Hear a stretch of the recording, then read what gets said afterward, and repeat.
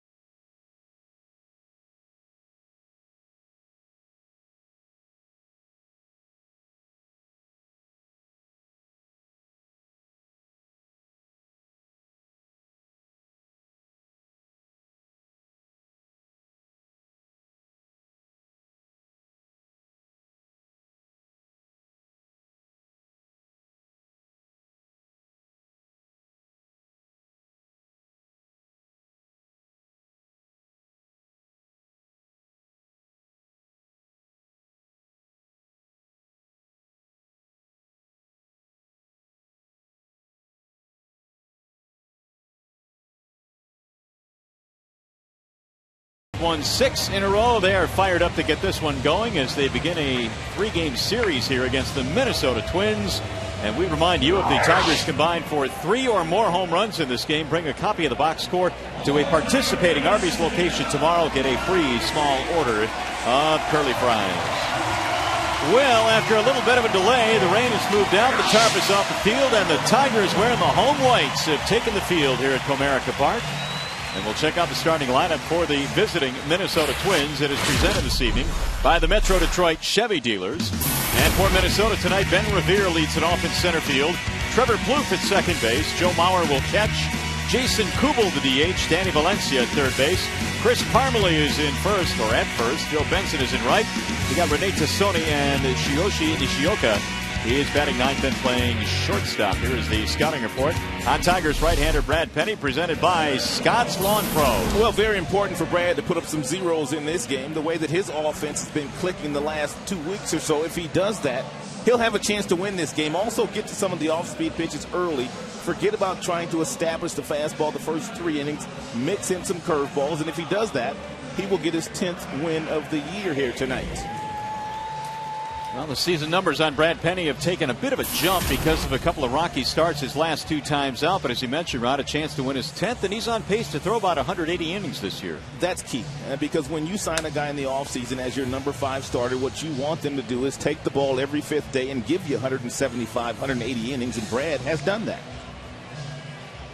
Let's take a look at the defensive alignment behind Brad Penny in this ball game. Tonight is presented by Beaumont Health System.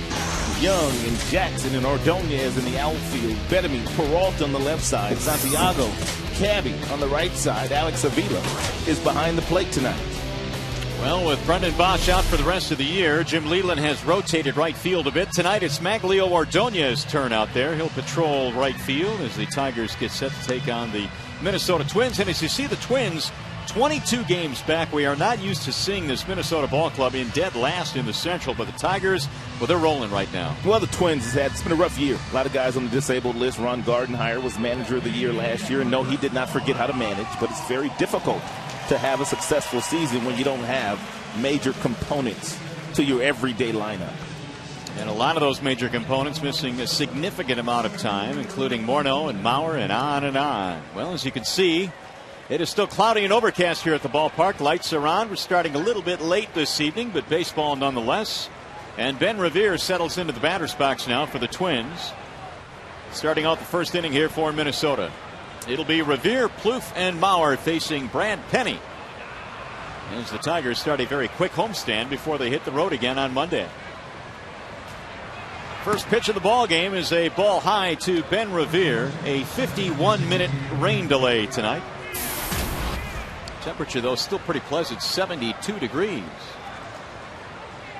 Revere batting .251, looks at a strike on the outer edge, 1-1. Infielders have to play in a little closer than they normally would when Revere standing in that batter's box. Tremendous speed. You can see Santiago and Peralta about 3 feet in front of where they normally play. There's the strike called, 1-2 now on Ben Revere. Outfield also very shallow. Revere doesn't have power. He hasn't homered this year. Still looking for that first big league home run. 22 RBIs. Although earlier this year, Revere was thrown out at the plate trying to stretch a triple into an inside the park home run, and that would have been his first major league homer. He can run, though, 26 stolen bases. Penny coming off a start against the White Sox in which he went 5 innings, but he gave up 8 runs. Now the 2-2. On the ground slowly towards second. Santiago has it there. Ben Revere is out, 1 gone. By the way, tonight's game is available in high definition on Fox Sports Detroit HD. It's sponsored by Xfinity from Comcast. Here is Trevor Plouffe standing in with 1 gone. Plouffe batting .242, has showed some power this year. 7 homers at the major league level, and he hit a few in the minor leagues as well before coming up to the big leagues.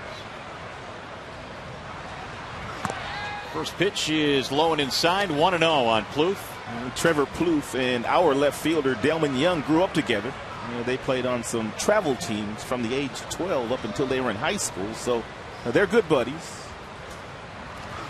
And now former teammates, with Delman coming over to the Tigers. Boy, has he been good. Jim was talking about him today. He can rake. And the loss of Bosch really kind of accentuates how important now Delman Young will become in that outfield. That's right. There's a strike call, 1-2 now on Trevor Plouffe. 2 out of his last 14. Plouffe has struggled a bit. Former first-round pick back in 2004 of the Twins.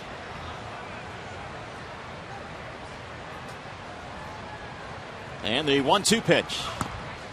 Just missed the outside part of the plate. 2-2 on Plouffe. It's not a bad miss there by Brad. 95 firm away from the arm side on the outside corner. Just didn't get the call. But he hit Avila's glove.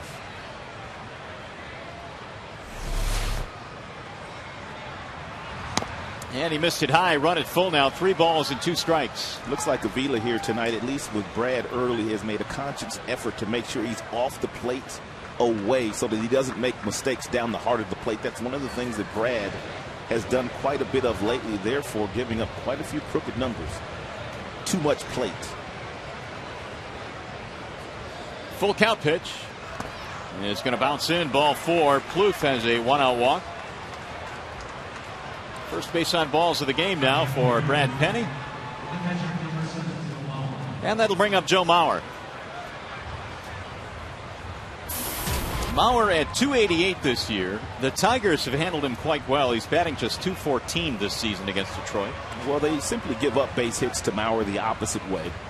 And once they start throwing him away, then they'll start to throw some slow breaking balls, and he hasn't been able to stay back, and he's rolled over to the right side of the infield quite frequently against Tigers pitching this year. And it really started last year. They had good numbers against Joe. Ball high. Penny wants a new baseball. Some of the traveling party here with the Minnesota Twins told me something today I just didn't believe. They said Joe Mauer was booed in Minnesota a couple days ago. Yeah, I actually heard that. I was listening to the game and couldn't believe it. It was kind of bizarre, but they after Mauer signed the big contract last year, turned on him a little bit this year. The 1-0. 2 balls and no strikes. Mauer, of course, has won batting titles.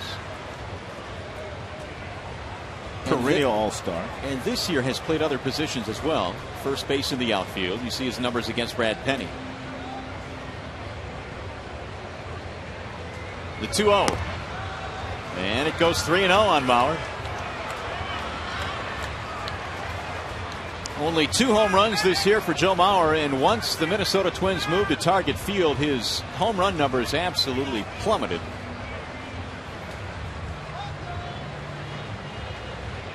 And the 3-0 pitch. There's a strike, 3-1.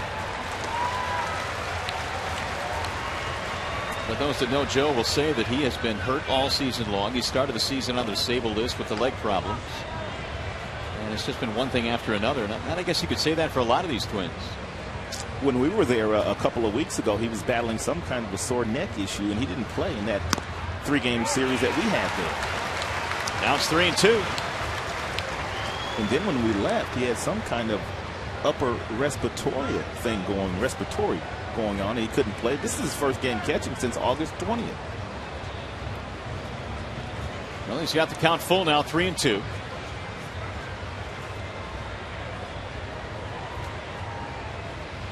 Runner goes, and a bouncing ball left side of the infield. It's going to find a hole. Base hit. Plouffe is on his way to third. He'll pull in there standing up, and Joe Mauer squeaks one through the left side of the infield, and the Twins are in business. Here, the Peralta was covering the bag. You can see where he is right now, and he's going to take a couple of steps toward a second base with the runner on the move, and just couldn't recover enough to get back to make a play. First hit of the game for Minnesota. Runners at first and third, and now their cleanup man, the DH, Jason Kubel. He's hit a couple of homers this year against Detroit. 2 of his 12.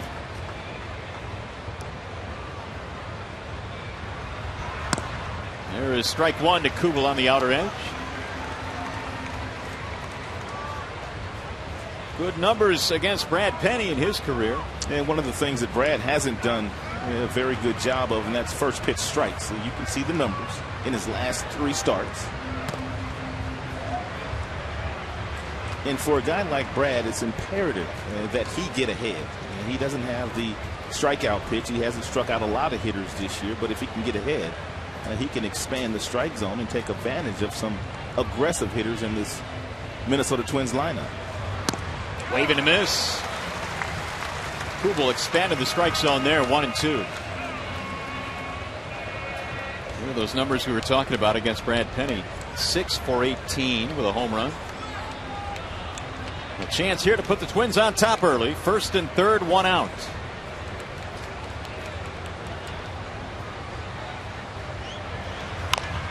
Driven to right field. That's a base hit. It'll get down. That'll score a run. Plouffe is in. Mauer is headed to third base. He's in there standing up.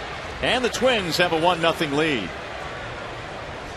Well, I told you that Brad doesn't have a legitimate strikeout pitch. He does have a good breaking ball when he's able to get to the bottom of the strike zone with that pitch. But with 2 strikes, he simply leaves this one up. And most of the time, those types of pitches don't get to the catcher's glove.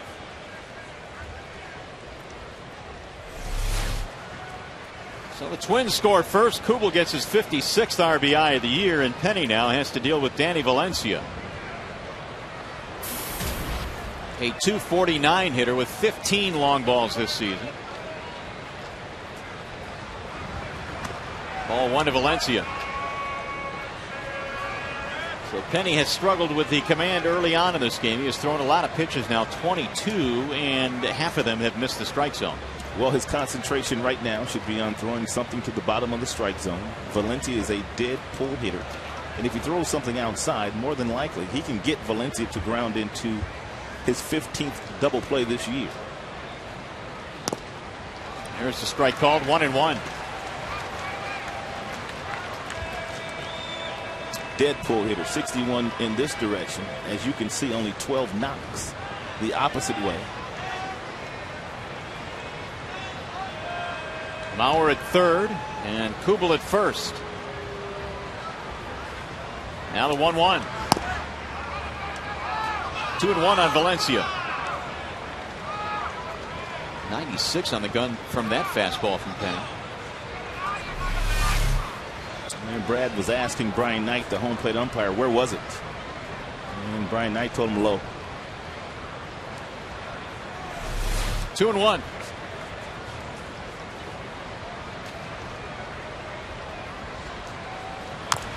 Chopped slowly and foul.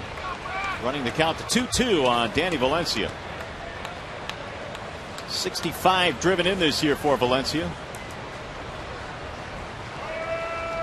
Made his major league debut last year and showed some pretty good power. He had 7 homers, hit over 300. Trying to pick up Joe Mauer at third base. They also have Kubel at first.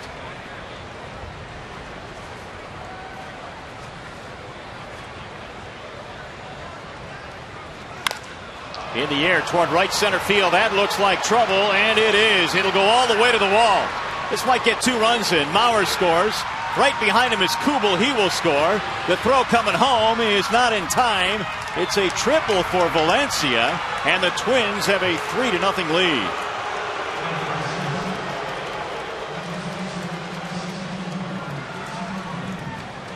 Nothing wrong with the velocity of the fastball, but it's the location. It's a 96-mile-per-hour fastball at the top of the zone, and Valencia doesn't miss it. So really the 2 guys in this batting order today that you really wanted to stay away from with runners in scoring position, he wasn't able to do so, and that's Kubel and Valencia. Yeah, they both made him pay. A 2-run triple. Once that ball splits the gap in right center, that is Triple's alley out there, and Valencia picks one up. Really no need for the Tigers to panic. The offense is unbelievable. They're going to score some runs in this game, but Brad has to stop the bleeding at some point in time. And so now Parmalee will stand in. 26 pitches for Brad Penny already. Infield in.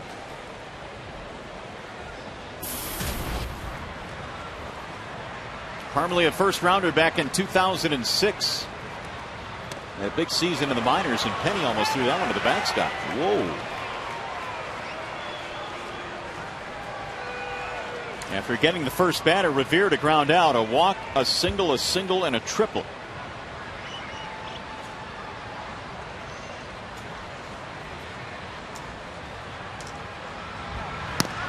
There's a strike called, 1-1.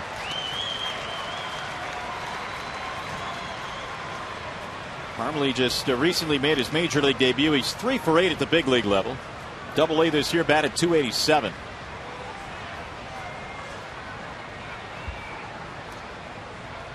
And the 1-1.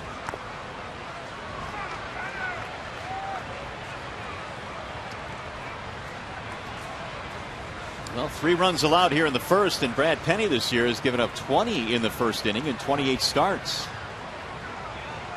It has been a bit of a hurdle for him. Infield in for Detroit. Runner at third with 1 out. Fouled away. 2-2. It's our first look at Parmalee, who, as we mentioned, recently called up. He hit 13 homers at Double-A this year and knocked in 83.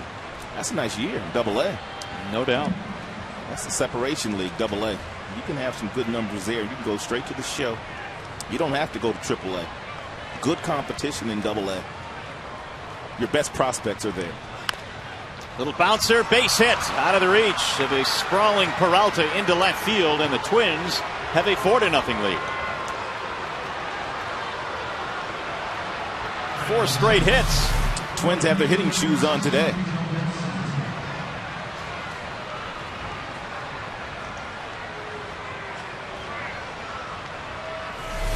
And Parmalee gets his 3rd RBI of the year. 4 runs on 4 hits for Minnesota.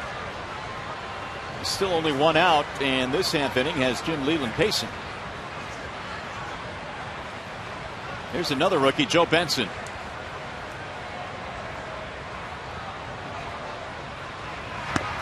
Ball 1. Brad's been all over the place here in the first inning. He is over 30 pitches. Benson was last year's Twins minor league player of the year, and a strong season at Double-A as well this year. Way outside, 2-0. And there is some activity now in the Detroit bullpen in the very first inning. Dwayne Belo is warming up.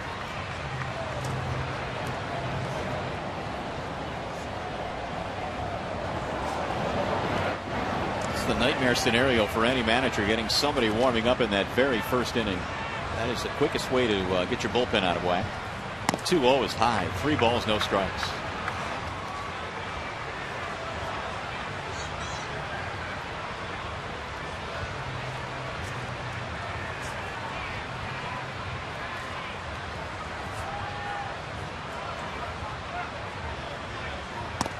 There's a strike call, 3-1.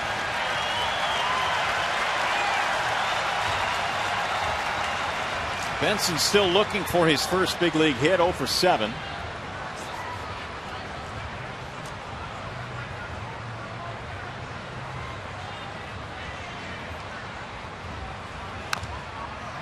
Tap foul.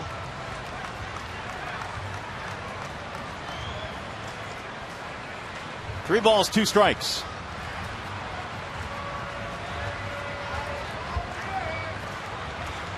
A 36 first pitch inning for Brad Penny, and he is trying to get this second out of the inning. It has been a tough one for Brad in the early goings here. There's a chopper hit slowly towards short. Peralta, only 1 play. Benson is out. 2 gone now, and advance the runner to second base. Track may be a little bit wet tonight. Could be. Heather Nabosny and her crew, they do magnificent work, but it looks like Benson struggles a little bit getting out of that batter's box. Peralta would have had him anyway. He has been a tremendous 2-way player this year at that shortstop position. 2 outs now. Here's Rene Tassoni with a runner in scoring position. This is the 8th man to bat in the inning.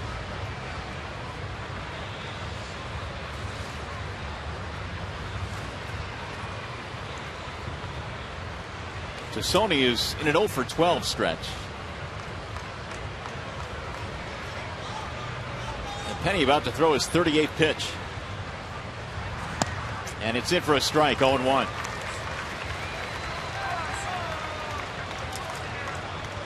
The walk by Trevor Plouffe started this for the Twins. RBIs for Kubel and Parmalee. Valencia has a pair.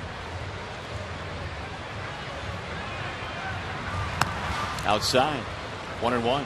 Brad is having a very difficult time of finding a consistent arm slot which would allow him to throw the ball over the plate efficiently. Avila has had to reach in every direction. Meanwhile, Kevin Slowey wondering how many his offense will get him. Right now it's a 4-0 lead. He has a high earned run average against the Tigers in his career. He's won some games, but the earned run average is way up there, which means they've got a shot. Don't turn the set.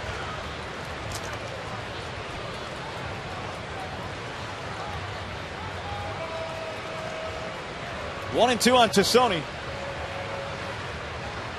Renee's hit a couple of home runs this year against the Tigers. In fact, his first home run, his first big league home run, was hit against Porcello. And the 1-2. Chopped slowly and foul first base side.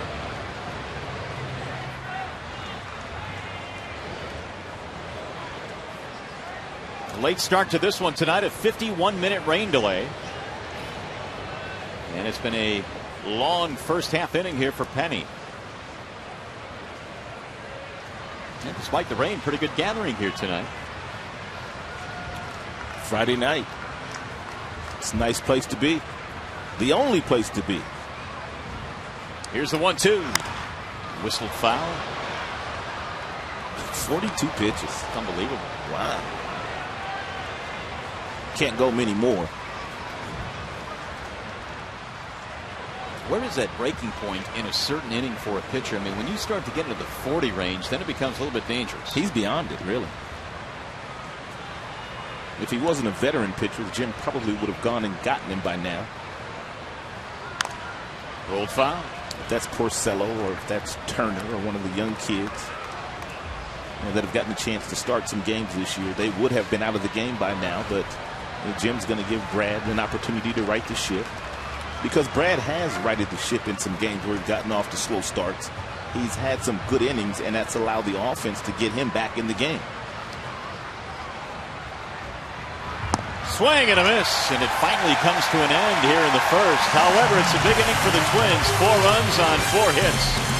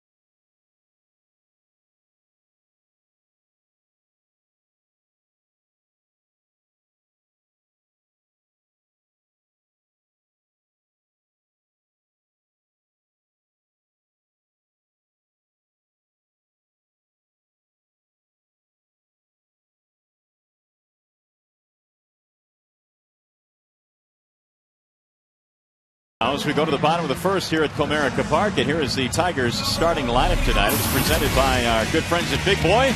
Austin Jackson leads it off. He'll play in center field, followed by Maglio Ordonez.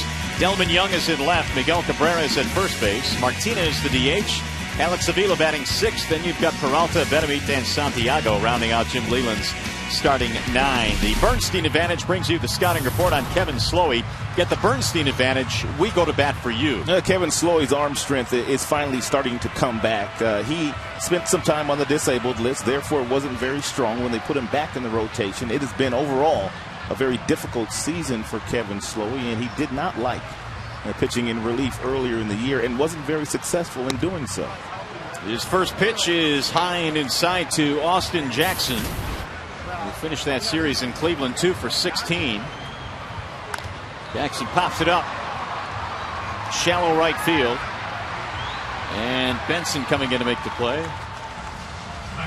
Let's take a peek at the Minnesota Twins defensively. Tosoni, Revere, Benson in the outfield. In the infield, you have Valencia, Nishioka, Plouffe, Parmalee. The catcher is Joe Mauer. It's always presented by the fine folks at Tim Hortons. Numbers on Slowy this year. His 11th start, or 11th game, I should say, 5th start. There's a strike called on Maglio. Ordonez batting .242. Sends a ground ball to second base. Trevor Plouffe has it. And there are 2 quick outs. Delman Young's going to have to take a pitch or two, which he really doesn't like to do, because Brad Penny, after throwing almost 45 pitches in the first inning, he hasn't been sitting down that long.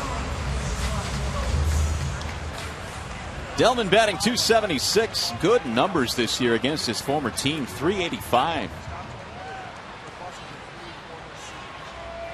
And he is taking strike one. Delman is hit safely in his last 7. 1 ball, 1 strike. .266 overall this year with his former team, over .300 with his current club. In fact, Delman hit his first Tiger home run and his first Tiger at bat here against Minnesota. Trade was made when the Twins were in town. 1-2 on Young.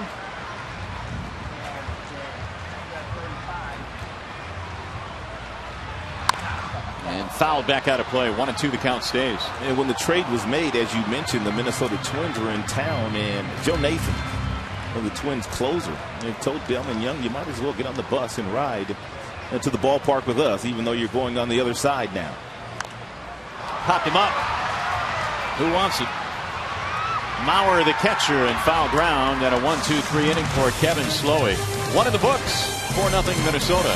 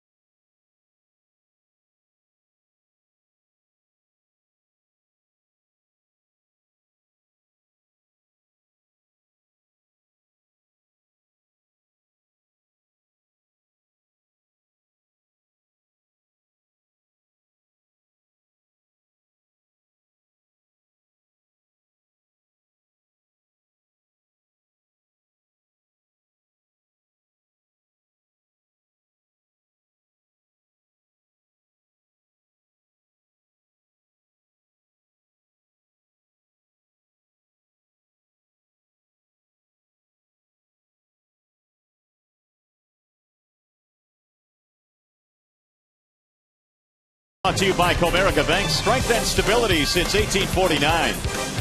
Chrysler, imported from Detroit.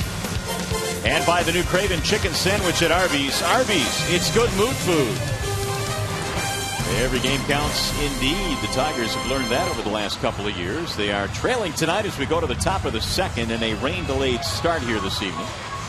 4-0. Minnesota picked up 4 by sending 8 men to the plate in that first inning. And now Brad Penny back to work. Nishioka will lead it off, and then Revere and Plouffe.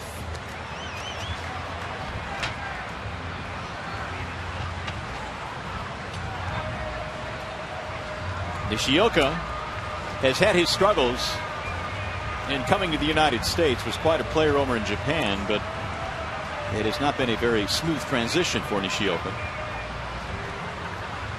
Batting .225.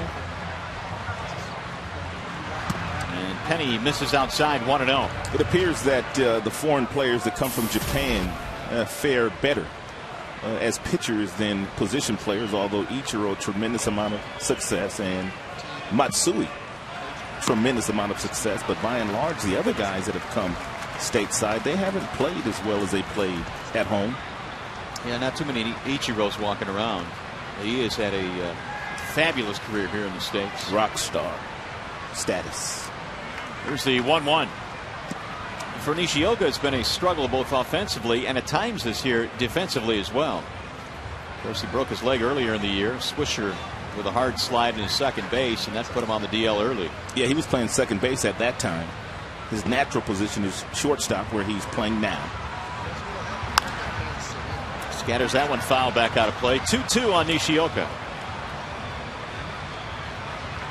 Well, the Twins in the offseason signed him to a 3-year deal, so they certainly are hoping to get a little bit more out of their investment next year and the following season.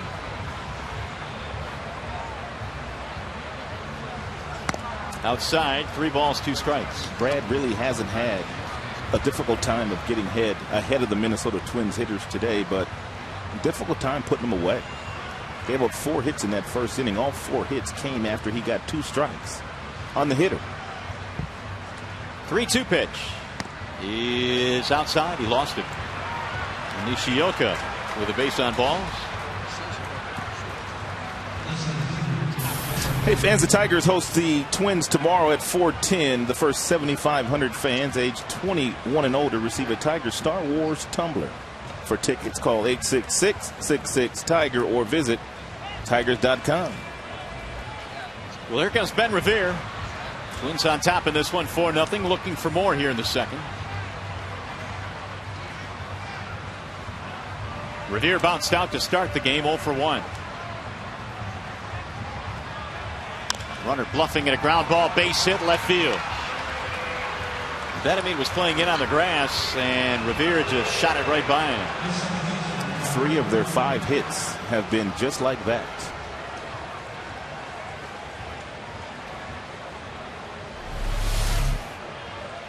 If Revere can do this with consistency, he's going to have a lot of fun playing in the big leagues, because that third baseman's always going to be in about 10 feet in front of his position there because of the speed of Revere.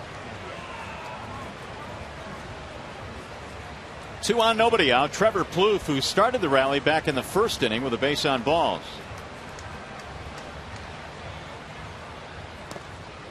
And be careful with this guy. He has some power. 7 homers. Here in the big leagues, he had 15 in the minor leagues before his call up. .242 batting average for Plouffe.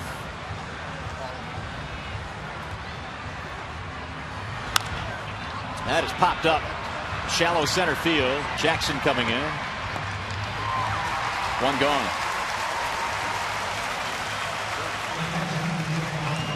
And Brad may want to do a little bit more of this, and that's go inside. He really hasn't pitched inside. You could see Avila. He wants the ball away, but he misses with his target inside, and he jams Trevor Plouffe. That's a perfect example of Penny just kind of struggling with his control here tonight. He has seemingly been fighting himself all night long. But that time it worked out okay for him.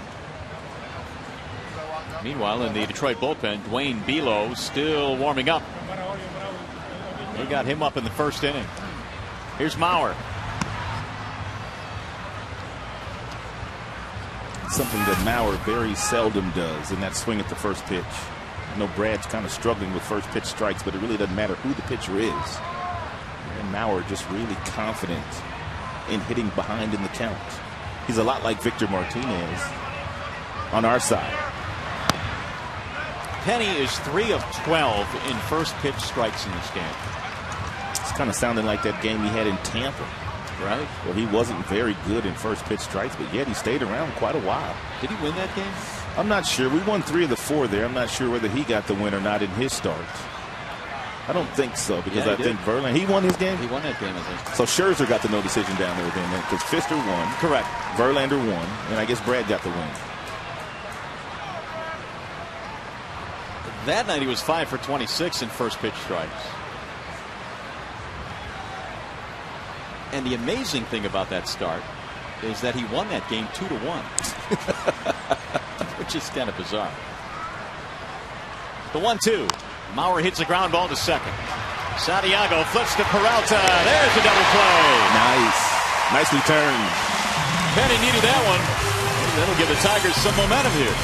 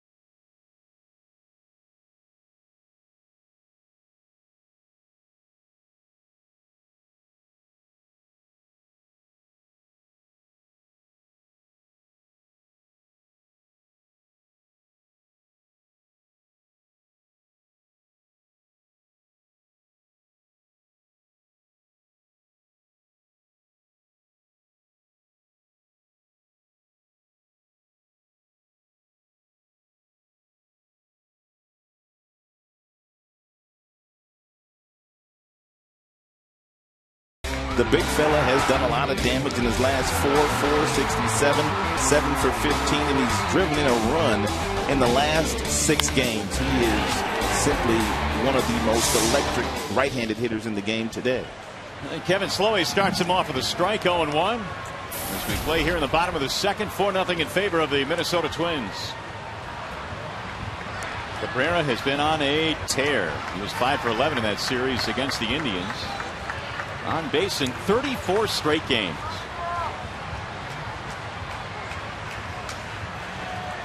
.313 in his career against Slowey. 2 balls, 1 strike. Rain starting to fall again here at the ballpark. It's a light rain, but it's coming down nonetheless.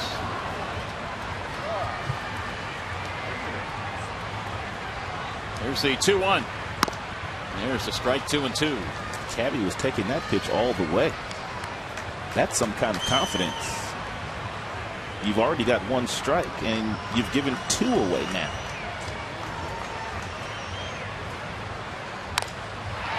Shoot that one to right field, base hit. Cabrera goes the other way, leadoff single. So Cabrera's on base again. And here are the Powerade rankings. Most consecutive games reaching base. And Cabrera now has been on base 35 straight games. Chad Curtis, Ron LaFleur, the only 2 Tigers that have done it more. You got to go back to 78 for LaFleur. And Chad Curtis in 95. So Cabby climbing that chart. Here's Victor Martinez. He's only hitting .426 against the Twins this year. That's all? 19 RBIs, too. And he lines one to right, base hit. Slowey is giving up back-to-back singles here in the second. These 2 guys are so good. Really. So good. Victor Martinez this year hitting .459 on the first pitch that he sees in any at bat. .459.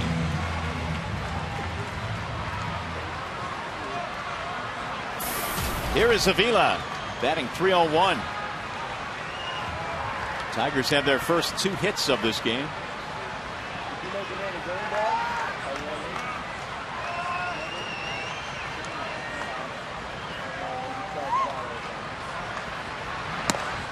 And ball 1 to Alex.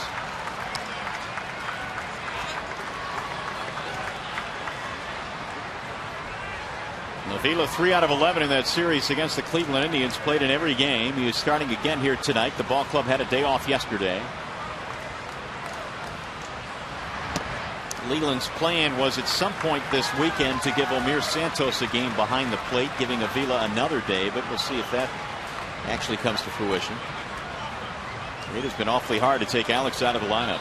Well, he's going to have to start taking care of him, that much is for sure. Alex wants to play every day, but down the stretch, he's going to have to give him a blow.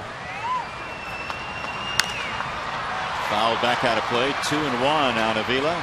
Avila's very young, but no different than the other players on the roster who he has kind of given blows to lately. The Peralta or Ordonez. They didn't play that last day. Delman Young, right, over in Cleveland. They had a couple of days off. Legs are fresh. Santos came up earlier when Cabrera was gone for the birth of his child. Played 1 game. 3-1 on Avila. Alex this year 319 against Twins pitching.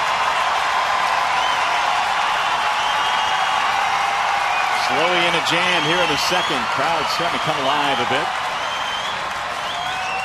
Swing and a miss. 3-2 on Avila.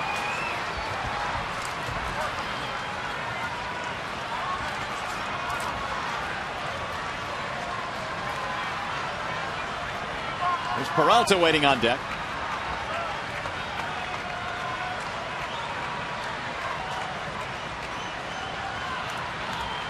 3-2 pitch. In the air, left field, hit well. Tasani back, track, wall, leaps, can't get it, and it's gone. Alex Avila with an opposite field home run, and the Tigers strike back with 3.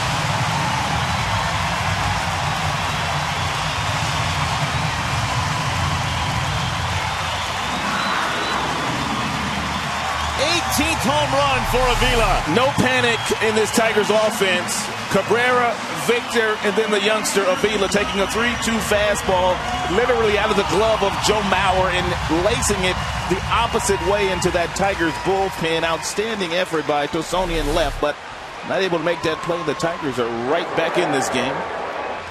It's his second home run in 3 at-bats against Slowey. Alex Avila all smiles, and now some new life on that Tiger bench. Well, that's why Jim can't take him out. Yeah. Case in point right there. There's a base hit to center. Looking right. 4 straight hits greeting Slowey here in the second inning. A couple of bloops and a blast. And then another bloop. Here comes Benamy. Avila has picked up RBIs 70, 71, and 72. That's why Jim had such patience with Brad Penny in the first inning. And the way his offense has been playing, he knew if Brad could somehow right the ship and get out of that first inning, then the offense would show up at some point in time. It didn't take very long. Benamy drifts one to right field on a line and caught. No chance at a double play. Benson coming in to haul that one in. Well, was hit hard by Benamy. 1 gone. And they'll bring up Santiago, and it's also bringing Rick Anderson out, the pitching coach for the Twins. 3-run inning for the Tigers on a homer by Avila. You don't usually see the pitching coach go out and visit after a line drive, but that's the case here. Hey fans, the Tigers are featured again on this week on Fox Saturday Baseball when they host the Twins in the middle game of this series. Coverage begins tomorrow at 4 p.m.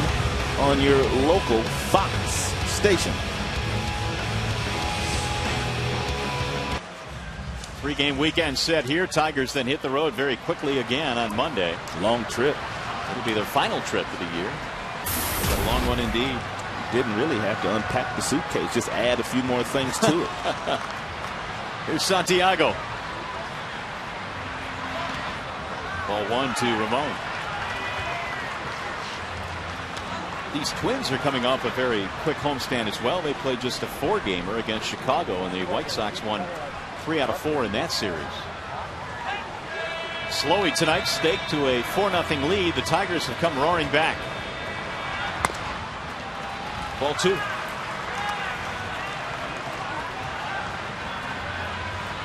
It's a good hit and run count. If Jim wants to force the issue here, he has a guy in the batter's box that can really handle the bat. It doesn't really matter the speed of the runner at first. You're simply asking the hitter to hit the ball on the ground. Should Jim be thinking along those lines? Popped him up. Shallow center field. Ben Revere is under it. Second out of the inning.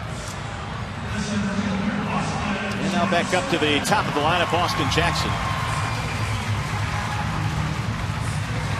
You mentioned Slowey has good numbers against the Tigers in terms of wins and losses. 5 victories against them, but an ERA of nearly 5. And that has cropped up early in this one with the 3 spot here in the bottom of the second. Jackson flied out his first time up.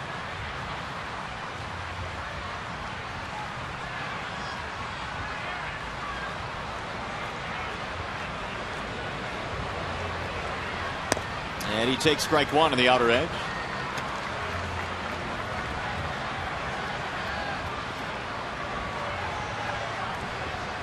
Austin trying to pick it up. After winning player of the week last week, he has slumped a bit. 2 for 17 now.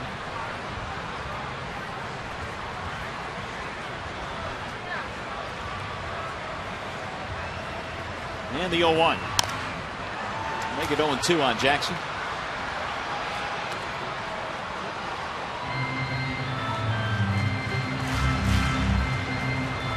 Slowey is 27 years old. He was born in Conroe, Texas. Goes 6'3", 205. It's been a pretty consistent winter for the Twins. Double-digit wins in each of the last 3 years.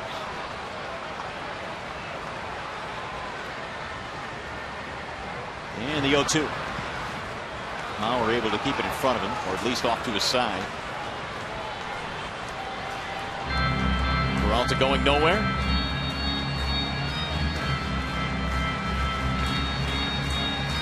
Tigers on the last road trip in that series in Cleveland hit 300 as a team. Sweeping the 3-game set from Cleveland, which has run their winning streak to 6 in a row. And they saw 3 pretty good pitchers too. Ubaldo and Masterson, 2 of their best in that series. Fought off a breaking ball there. Really doesn't matter which pitcher's on the mound these days, the way they're swinging the bats. It's a very difficult lineup to get through. Yeah, they definitely have the foot on the gas pedal here, and have for a couple of weeks now. 1-2.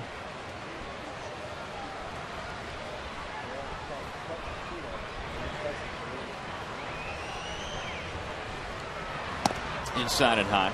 When you look at the 6-game win streak the Tigers have put together, maybe the biggest win was that game they fell behind 8-1 to the Chicago White Sox. The rains came. The Tigers are coming back a little bit, but in that last inning they get the 2-run homer from Rayburn and the Cabrera homer to win it. Brad Penny also started that game.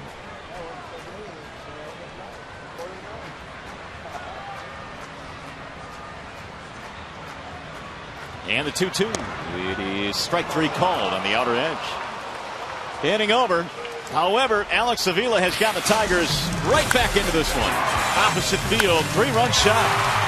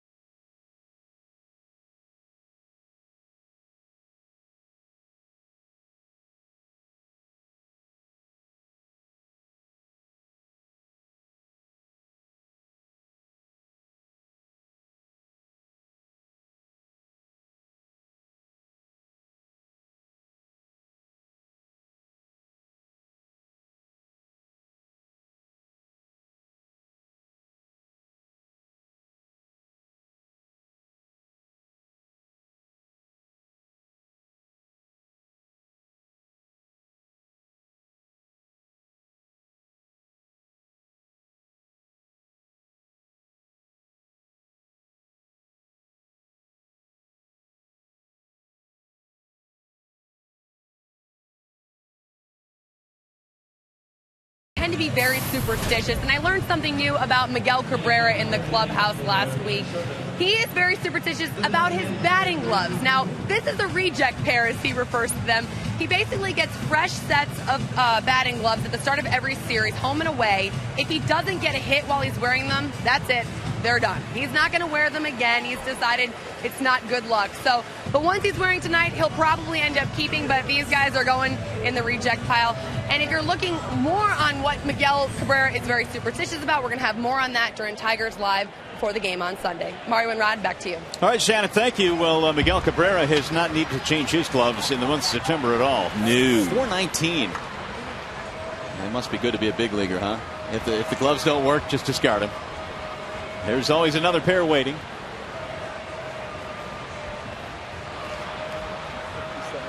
Here is Jason Kubel to lead things off, and he looks at ball one from Brad Penny in a 4-3 ball game now. The Twins have a 1-run lead. And Brad Penny's leash has just gotten a little shorter in this game. Should he stub his toe in this inning, he won't be out there very long. Kubel, Valencia, Parmalee here in the third. Twins got all 4 of their runs in the first, and it looked like they had something going again in the second with a walk and a single, but a double play got Penny out of any possible trouble. Swing and a miss. 2-1. Kubel had an RBI hit in the first and now has driven in 56.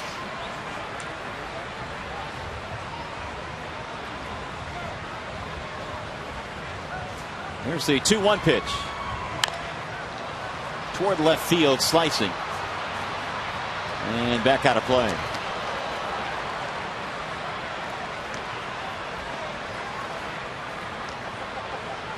Penny in that first inning threw 44 pitches. He turned things around courtesy of a double play ball, a bit in the second. And now back to work here in the third. Here's the 2-2. Again down the left field line. And again back out of play. And Jason Kubel will hit the free agent market after this year. Although I did read something a couple of weeks ago where they started to have some conversations about him staying a Minnesota Twin. He's a good player. He's had some good years. Outstanding hitter. Good fastball hitter. Penny backs him out of there 3-2. Twins also using the month of September here for the first time in a while to take a look at some of their young players. We talked about Benson up from Double-A, Parmalee up from Double-A. 3-2 pitch, and he walked him. So the leadoff man is on for the second straight inning via the walk. Third base on balls issued by Brad.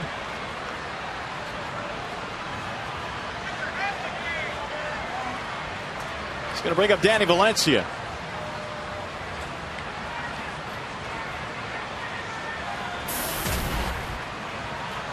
One of the big hits in that big first inning for the Twins, a 2-run triple.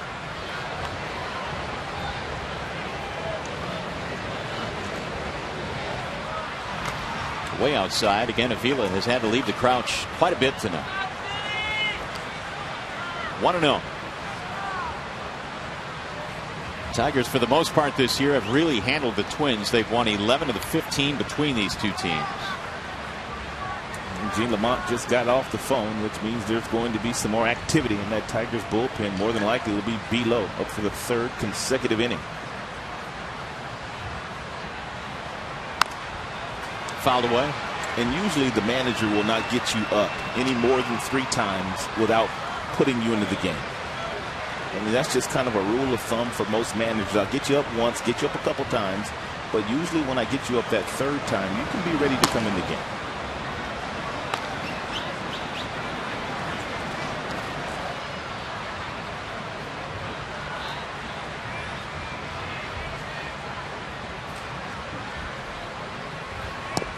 And a ball outside. Speaking of Below, we want to send our thanks to Dr. Robert P. Harrison, who is the president of Lake Michigan College, where Dwayne Below played his college ball. He sent us a nice little gift pack today. He sure did. He sure did. David Pauley's wife as well went to the same school. Right. Here's a bouncing ball to short. This looks like a double play. Peralta tags the bag. One, and there it is. Well, Valencia has hit into quite a few of those this year. That would be number 15. 2 gone. Bases empty. Second double play in as many innings now for Brad. Tailor-made. And Peralta needs no help from Santiago. Simply touches the bag with the right foot and finishes the play himself.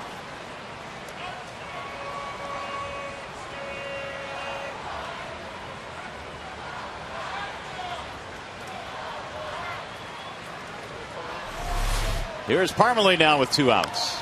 And he fouls one back 0-1. That went right into the Twins radio booth. And Dan Gladden, the former Tiger, has his glove, and he missed it. Unbelievable. That's not good, Dan. Inexcusable, Dan. Look at Don Gordon laughing. Inexcusable. And he's got a glove, too. Dan was a good outfielder. Danny's chapped right now. Yeah, Dan, we got you on TV, Dan. He threw his headset off and everything.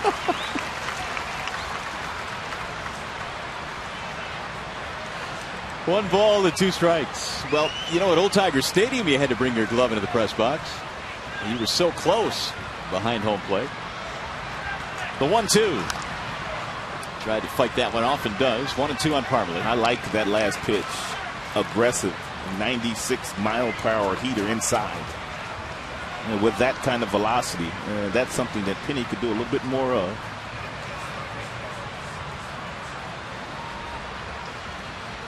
Alex wanted it. Brad didn't want it. Lofted in the air to center. Right at Jackson, who backs up a couple of steps, inning over. Nothing comes of the leadoff walk. We go to the bottom of the 3rd here at Comerica.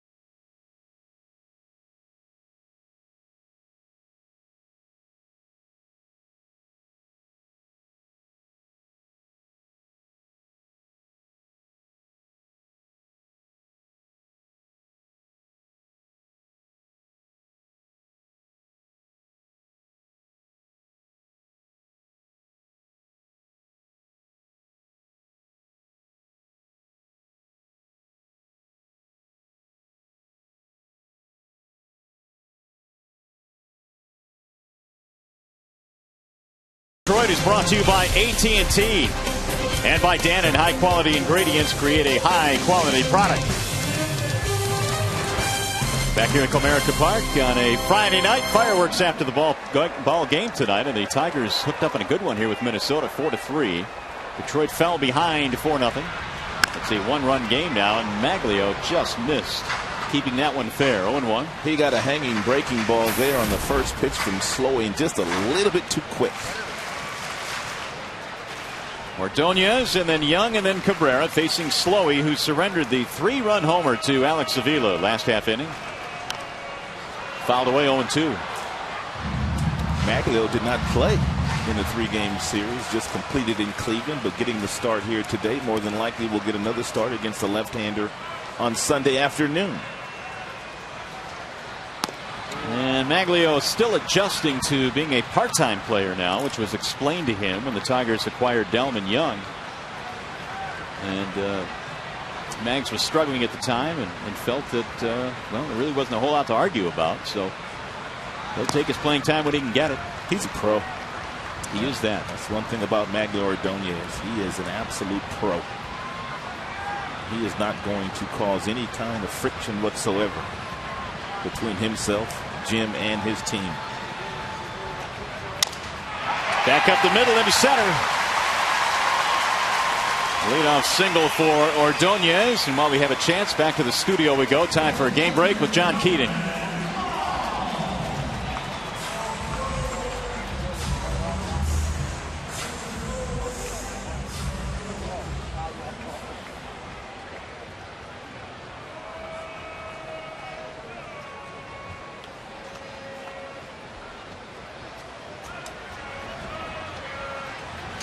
Yeah, I guess, Keats, that's what we're shooting for right now. As Young pops it up on the first pitch. And one gone.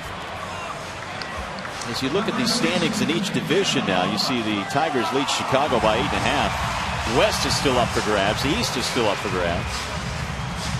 Although it appears that New York and Boston will both make the playoffs out of that division. Yes, they will.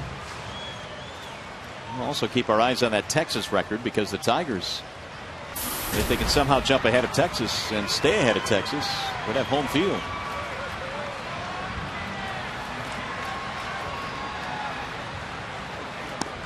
There's a strike called on Miguel Cabrera. Singled and scored a run back in the second.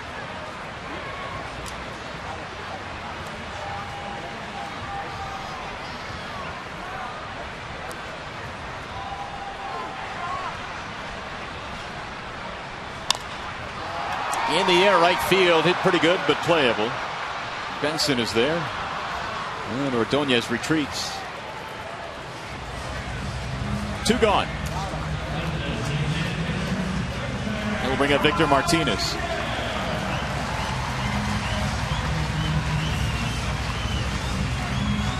Victor, along with Cabrera, set up the 3-run homer by Avila. They each singled in the second.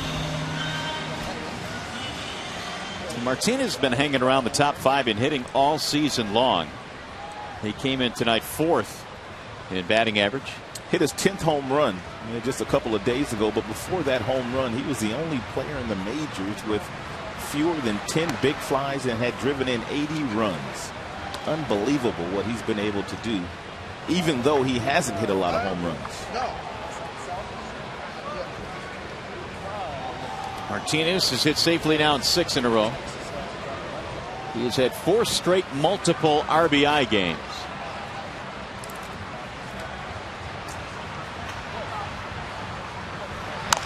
Ground ball, foul ball. Whoa, that was close. Tommy Brookins having a little chat now with Jerry Lane. Jerry said missed it by that much. Well, Victor, with runners on, hitting .406. Providing a lot of protection for Cabrera these days. Last year, Cabrera 32 intentional walks. This year, only 17. And that's because there's the protection behind him.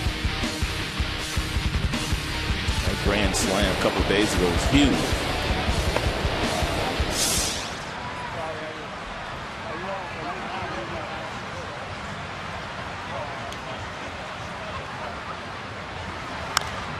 Popped him up. Left side of the infield for Valencia. And that is that for Detroit. No runs. Leadoff single is stranded. On to the 4th inning we go.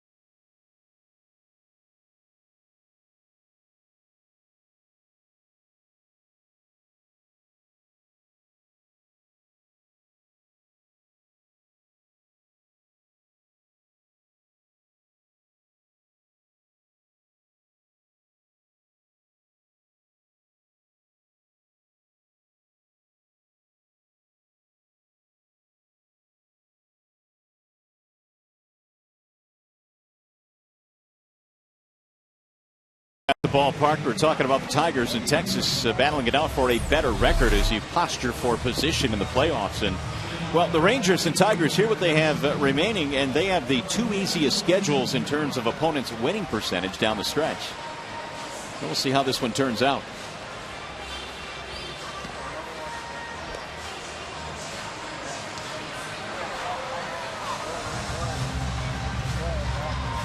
Each team with 81 victories. And Jim Leland's team fell behind 4-0 here tonight, but they get the 3-run homer from Avila to crawl back into it. Nothing new for Leland. He has seen his team. In fact, he was asked before the game, it seems like down the stretch here, no deficit is too large for your offense. And Jim kind of agreed. I mean, the way they've played, they have fallen behind in some games, but they've been able to pick up their pitching staff. Joe Benson stands in to start things off here in the fourth. 4 runs, 5 hits for Minnesota. Tigers 3 runs, 5 hits.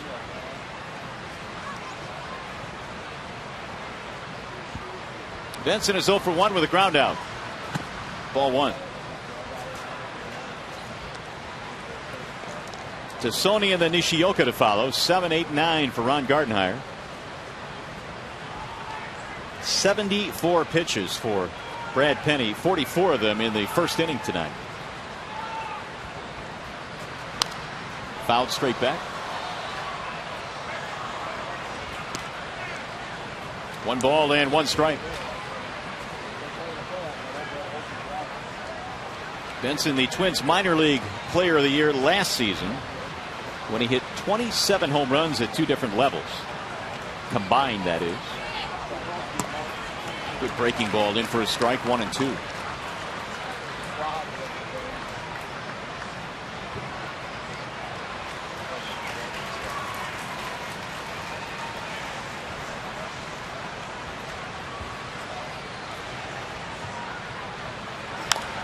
He was reaching for that one, loops it up into shallow right, and Maglio gets there. Brad Penny gave up a 4 spot in the first inning, and one thing he was able to do, he got ahead of all 4 of the guys that got hits against him with 2 strikes in this inning, but balls that were right over the heart of the plate. Once to Mauer, then to Kubel, and then you have Valencia chipping in.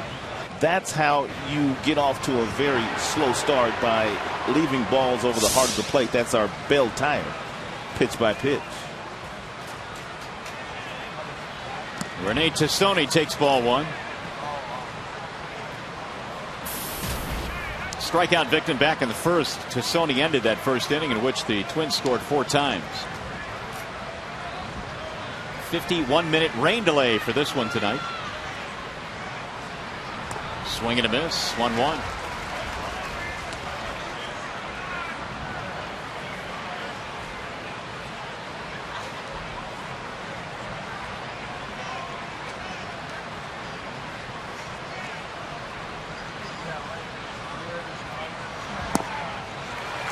Out in front, and the count goes to 1-2. That was a good pitch.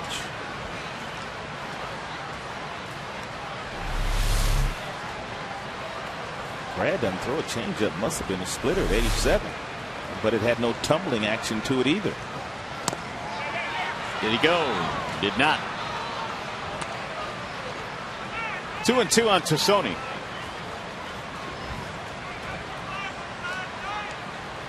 His streak now has reached 0 for his last 13. Bouncing ball right side. Cabrera hits Penny on the run. 2 gone. And so Brad looking for the 1-2-3 inning, has Nishioka standing in.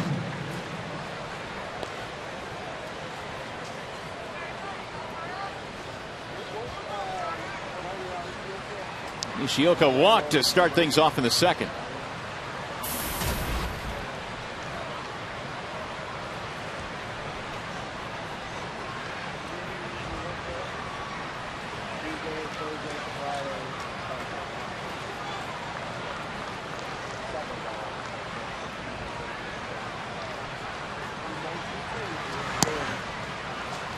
Nishioka last year won a batting title over in Japan. Of course, the Twins last year had J.J. Hardy playing shortstop. He was off injured as well. Hardy has gone on to have a really good year this year. Yeah, they probably wish they would have re-signed J.J. Hardy. That'll be right at Cabrera. Easy play. Easy 1-2-3 inning. Penny throws just 11 pitches here in the fourth.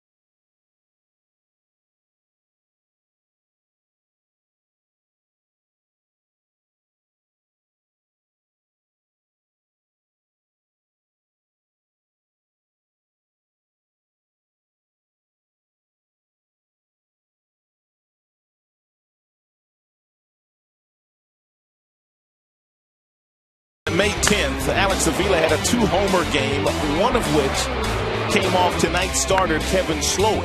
And if you're just joining us, he is still picking on Kevin Slowey after a Cabrera base hit, a V-mark base hit. It's Avila playing long ball the opposite way for the 3 runs the Tigers have on the board. They scored those in the bottom half of the second inning. And it'll be Avila leading it off here in the bottom of the fourth. 4 runs, 5 hits for Minnesota. 3 runs, 5 hits for Detroit. Avila, Peralta, Betemit facing Slowey. And the first pitch off speed is in for a strike. 73. Most guys are looking for that heater on the very first pitch. So if you have the ability to do what Slowey just did there, you're going to get ahead of a lot of hitters. 1 ball, 1 strike. Did it hit him? Apparently so. Avila discards the bat, and he'll take first base. The Tigers have got the leadoff man out in 3 consecutive innings. That'll be the tying run aboard.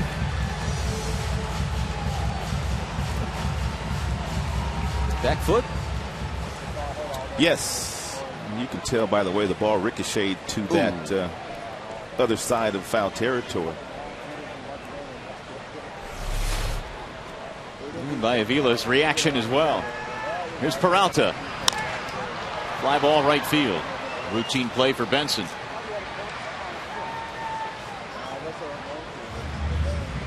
One out. Time for the AT&T trivia question here tonight.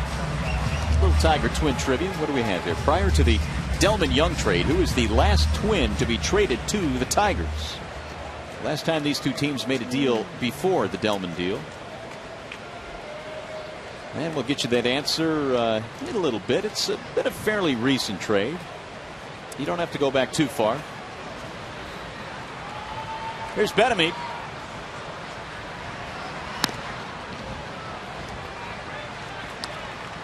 Wilson absolutely crushed the ball his last time up, but he hit a line drive right at Benson in right field. Batting .283 overall this year.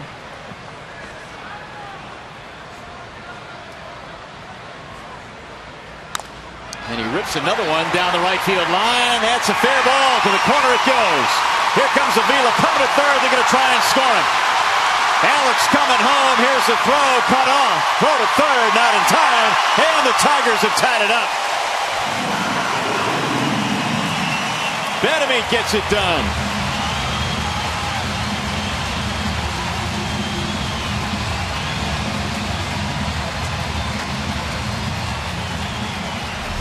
Really no let up in this Tigers offense. 1 through 9. Any of them can get you. He goes down and gets a breaking ball and rips it in the right field corner. Benson playing in Comerica Park for the first time. Misplays the ball. It's hugging the warning track, and that allows Avila to score all the way from first base. And then once Bedemy sees that Lamont has given the go-ahead sign to Avila, he simply gets to third base. Tigers have come all the way back to tie this one at 4. The infield in now for Santiago, who tries to drive in the go-ahead run. Ramon flied out his first time up. Bedemy has been awesome since putting on the Tigers uniform when there's runners on base. And he was pretty good in that regard when they made the deal to bring him over. He was hitting .358 with runners in scoring position when they made the trade with Kansas City.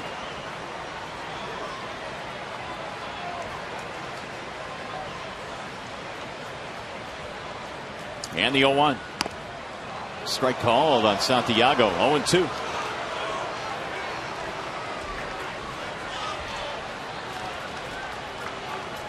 Slowey was given a 4-0 lead, but Avila hit a 3-run homer in the second, and now Bedemy knocks in a run here in the fourth.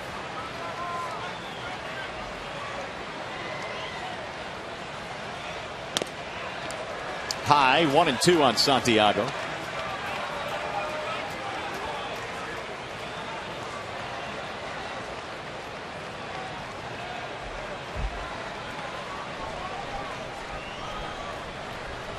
Ramon has knocked in 24 this year. And the 1-2. Fly ball, right field, hit well.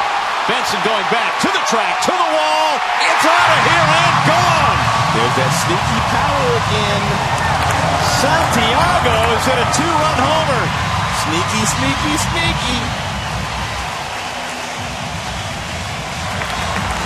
That's his 5th of the year. That fastball appeared to be up around his neck, too. Take a look at it.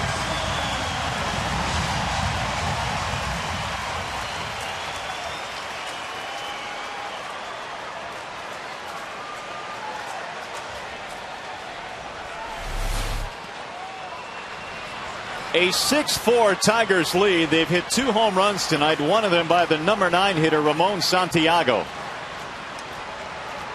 A pair of 3-run frames for Detroit.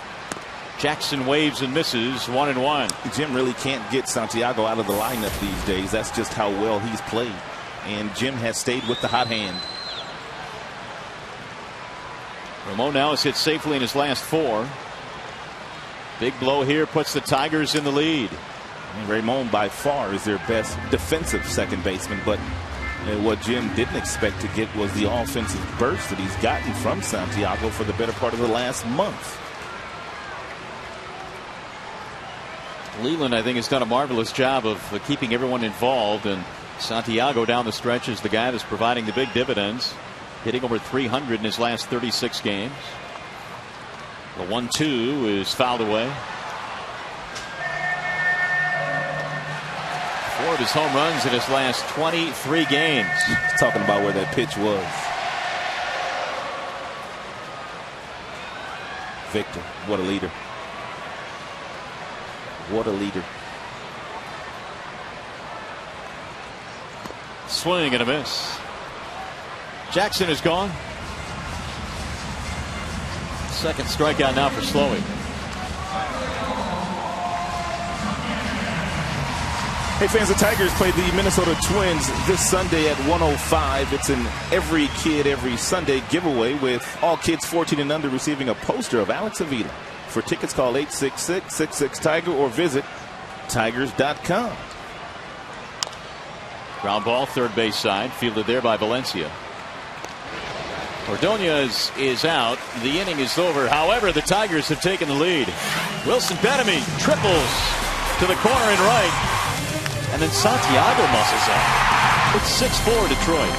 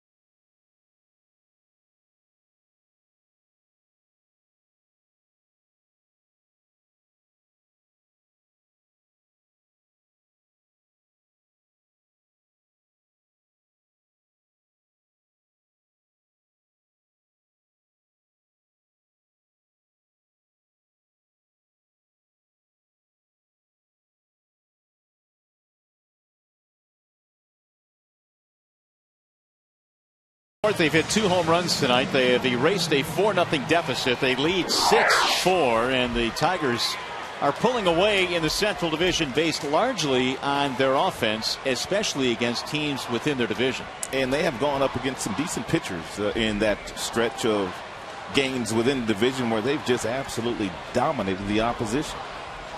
Well, Brad Penny surviving a 44-pitch first inning, and lo and behold now his teammates have backed him up with 6 runs in this game. And meanwhile, he's gotten that pitch count a little bit better shape. He has. And as we go to the 5th inning, it is now 6-4 Detroit. It'll be Revere, Plouffe, and Bauer, top 3 in the Minnesota lineup. Revere a single and a ground out in this game.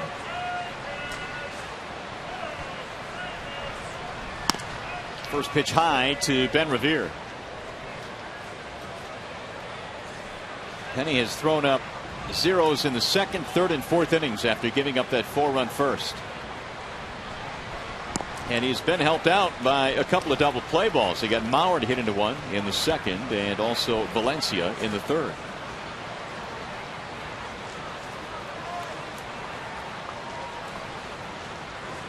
Here's the 1-1 pitch.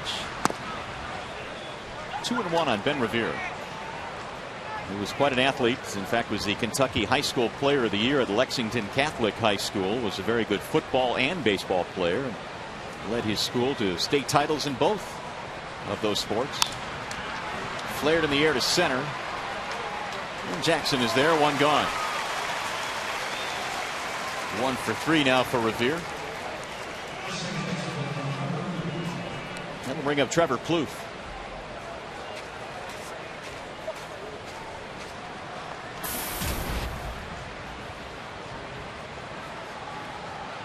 Walk and a run scored in the 1st for Plouffe. He flied out in the 2nd inning.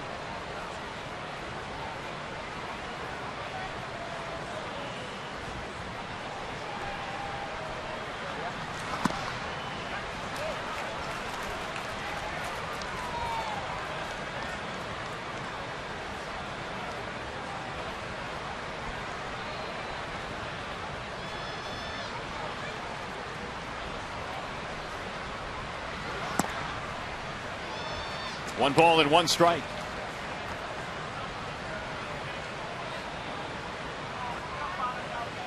Plouffe called up in July from their AAA team in Rochester. He's gotten a chance this year. We've seen Parmalee, we've seen Benson. A lot of former number 1 picks in the lineup tonight for Minnesota. Shallow right field. Maglio coming on. And there are 2 gone. Couple of fly ball outs for Brad Penny. He's going to bring up Joe Mauer.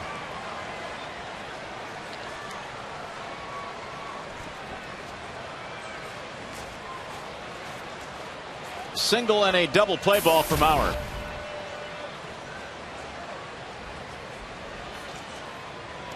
Joe Mauer has said that once this season is over, he's going to take just a little bit of time off and then get back to the weight room and try to get himself in much better shape this year than he has been the last couple of years, and hoping he can stay injury free in 2012.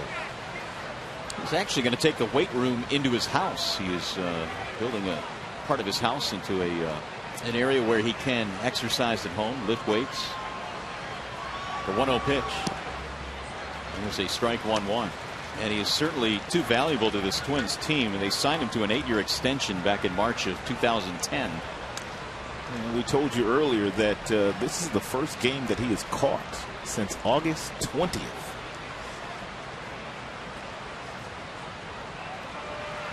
And when you look at what he's been able to do offensively in the big leagues, what makes him such a hot commodity is the fact that he's posted those numbers as a catcher. And the Twins last year traded one of their top catching prospects away to Washington, Wilson Ramos. And so they are hoping that Mauer, although they played him at different positions, will be that everyday catcher. And that's outside. 3 balls and 1 strike. And at the same time returning to the numbers that he has posted prior to this season. Well, the swing appeared to be built for the Metrodome. That's where most of those outstanding numbers were put up. The batting titles, the All-Star appearances. to center field for Jackson. How about Penny? It's a 1-2-3 inning. He'll go to the bottom of the fifth. Still 6-4 Detroit.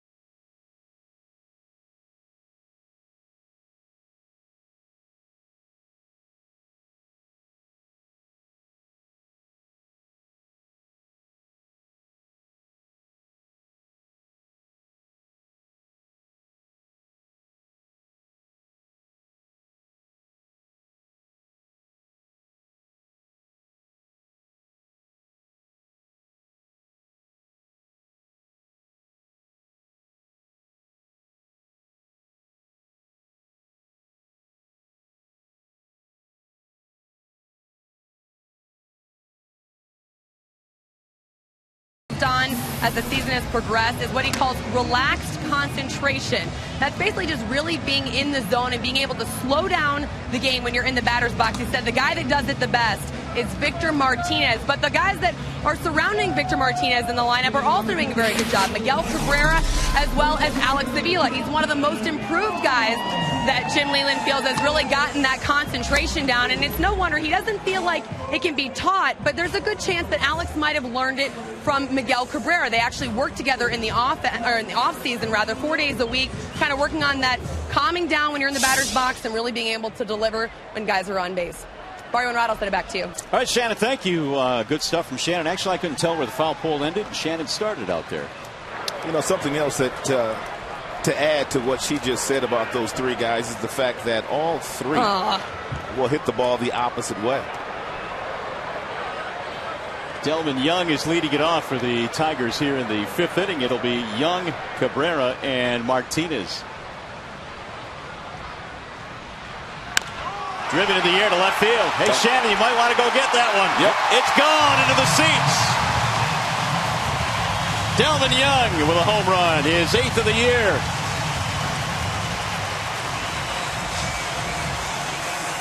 And the Tigers added their lead, 7-4 ball game. Jim was talking about him today. He says when he stands in that batter's box, he means business and hits the ball extremely hard. Kind of spread out, doesn't do a whole lot as far as that front foot is concerned. He just kind of picks it up and puts it right back down in the same spot. That allows DY to generate a tremendous amount of bat speed getting through that zone. Cabrera shoots one on a line to right field. Benson runs it down. One gone. By the way, we have a new pitcher, and that is a Wallside Windows pitching change. It's Kyle Waldrop who comes in now, and he surrenders the home run to Young. These are his AAA numbers. Earned run average not bad at all. 79 innings. A 3.87 earned run average. Only gave up 7 home runs. Slowey is out after 4 innings. Waldrop in and greeted by the Young homer. Here's Victor Martinez.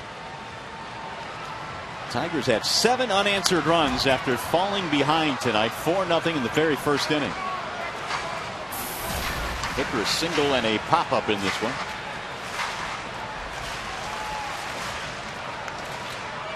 And now hitting .327.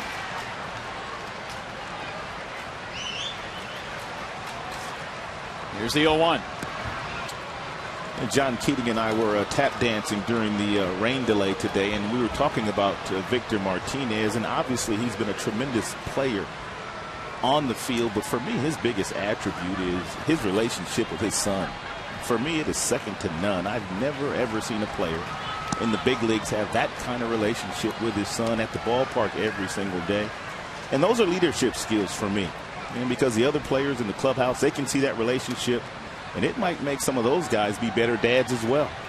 He was out with little Victor before the game again today, throwing in batting practice. They are so fun to watch. What a relationship. Here's the 1-2.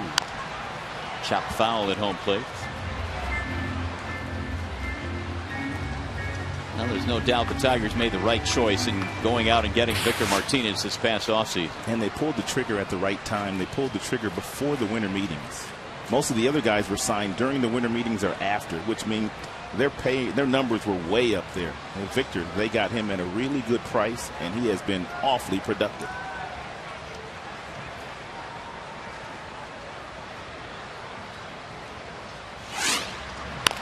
Ground ball right side. Trevor Plouffe gobbles this one up, and Victor is out. You know, the one guy on that list that kind of surprises me the most is Carl Crawford, because obviously Worth went to a club where he's not surrounded by a lot of talent. Beltre's still having a good year, but Carl Crawford, to be surrounded with that kind of talent, not having a good year at all. Do you think the pressure of signing the type of contract he signed might have something to do with it? Well, I mean, if we want to make an excuse for him, I think that would probably be the easiest excuse to make for him. But when you're surrounded by Ellsbury and you're surrounded by Gonzalez and Youkilis and Ellsbury, you would think that he would just kind of fall into place and just kind of do what he did when he was with the Tampa Bay Rays. Right, which was awfully impressive for years. Here's Avila. He's batting with 2 outs. Alex slammed a 3-run homer back in the second, which started the Tiger comeback.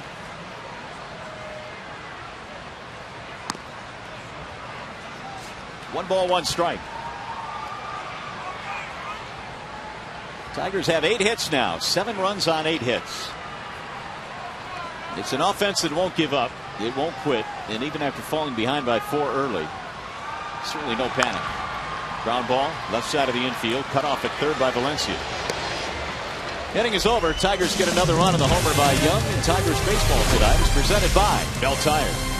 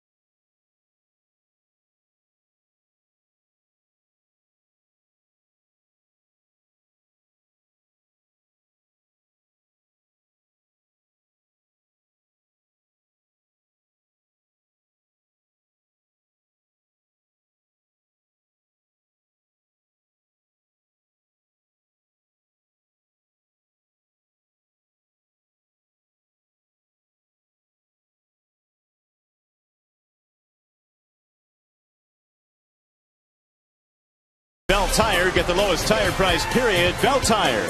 And by Chrysler, imported from Detroit.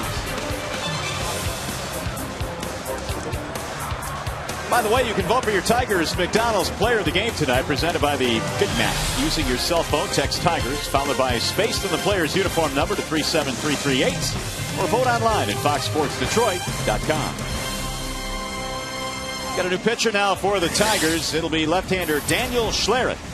And Daniel has been pitching some outstanding baseball. You can see that bottom note against left-handers.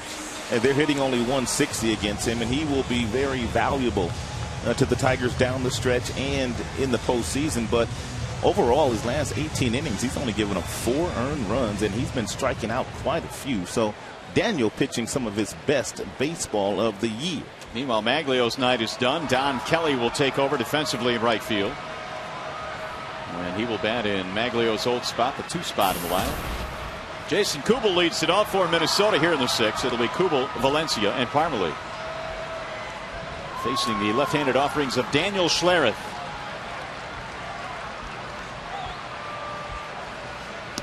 First pitch rides inside, 1-0 on Kubel, who singled in a run in the 1st. He walked in the 3rd.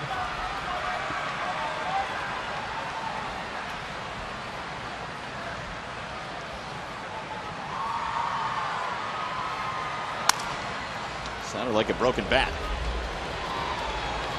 1 ball, 1 strike. It is. Kubel will get a new one.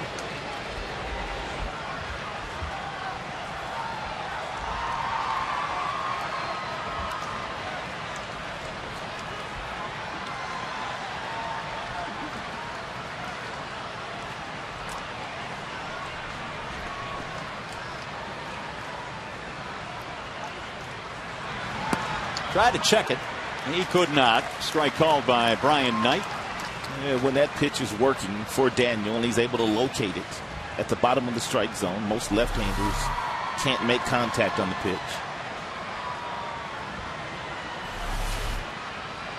And the 1-2. Try to check that one. Did he go?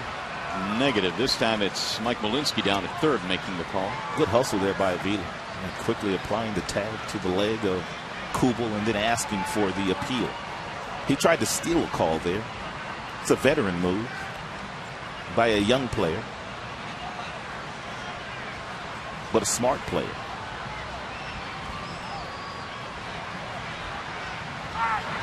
He went around that time, and no help needed.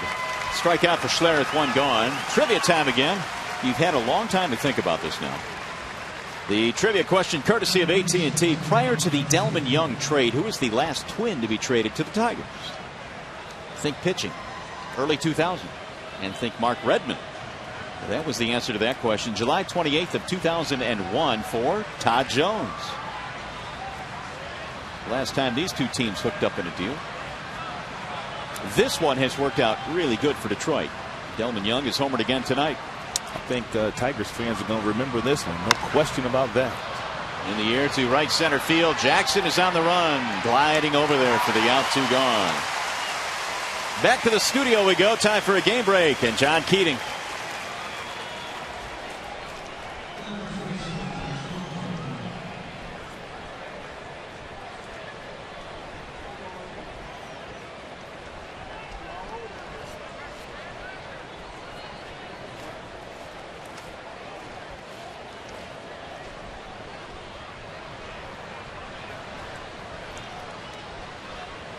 Absolutely. Thank you very much, Keats. The first annual Italian-American night here at the ballpark. There's strike 1 to Chris Parmalee. Congratulations to Juan Pierre. He got his 2000th hit in his career last night for the White Sox. One of the hardest working players in the game of baseball.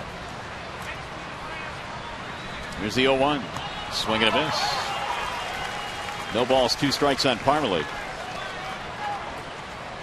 Pierre, I think, Rod, is one of those guys that was just built for the leadoff spot, wasn't he? A lot of infield singles, a lot of bunt singles, doesn't strike out, steals a lot of bases, unselfish player. He's had a nice career.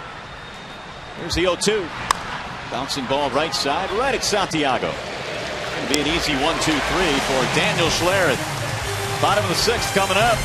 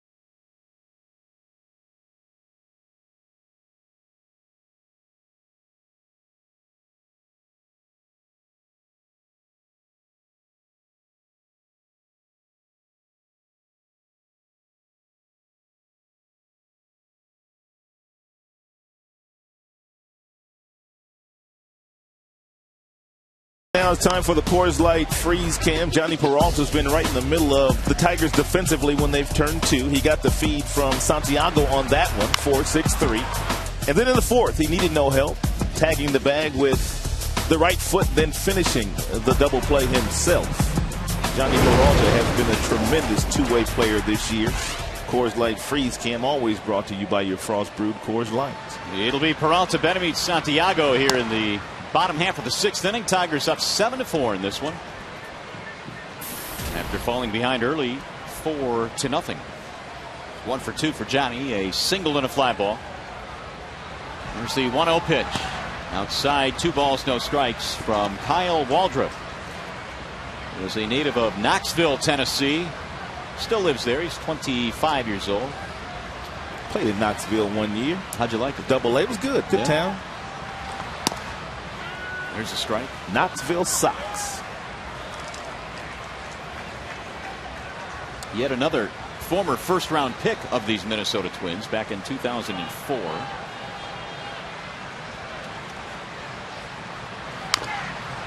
look out. Hanged it off his foot.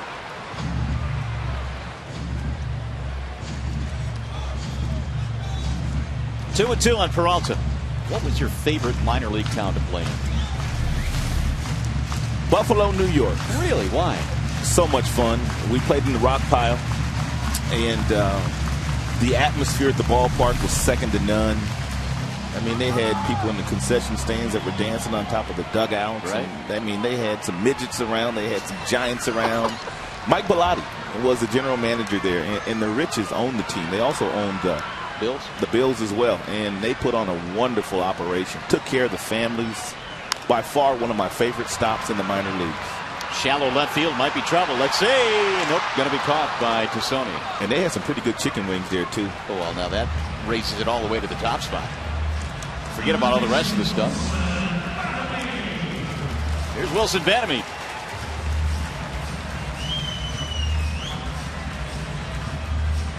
Vandermeer had a big hit. It was a triple to knock it a run back in the fourth. And at that point, tying the game, and that's when Santiago followed with a 2-run homer.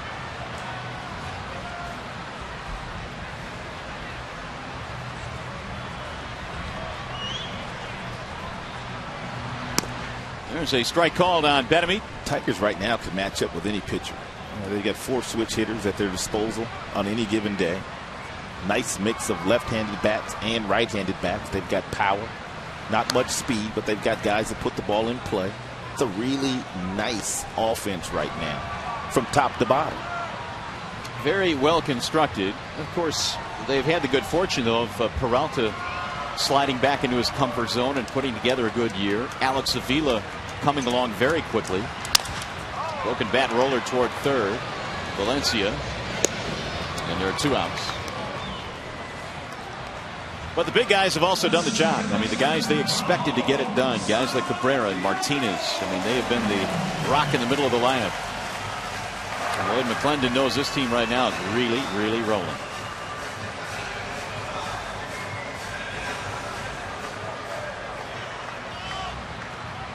And when you guys have guys like Santiago chipping in as well, that really makes you dangerous. A 2-run shot back in the fourth.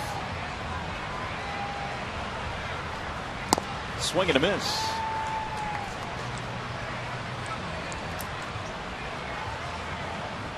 The Santiago homer in the fourth inning was his 5th of the year.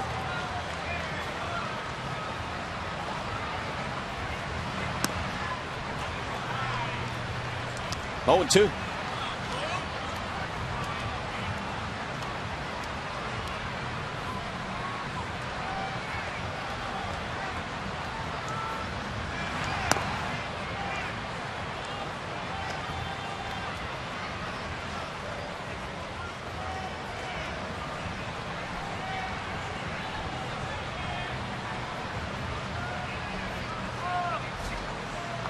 Here is Waldrop's 1-2. It is low. 2 balls, 2 strikes on Ramon. Middle game of the series coming up tomorrow when the Tigers send Max Scherzer to the mound against Anthony Swarzak. Doug Fister wraps it up on Sunday against Scott Diamond.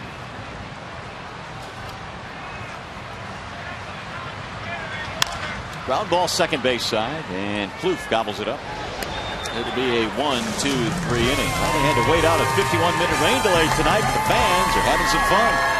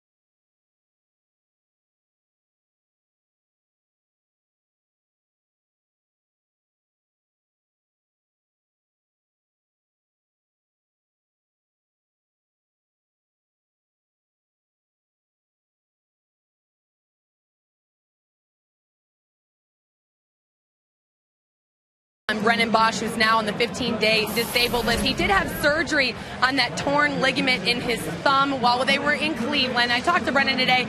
He said the recovery is going fine. He's going to have that cast on his hand for at least 2 weeks. Then he's going to start the rehab. He's in no rush to start swinging a bat, but he said he's not going anywhere. He is staying in the clubhouse. He's going to travel on the road with the guys. He said he feels a part of this team from the beginning, and he's not going anywhere until the end of the season. Mario and Rattle, send it back to you. All and right. no more foul pole jokes. Black and gold. University of Missouri is playing tonight. I'm representing here. It was an innocent comment. Oh, come on.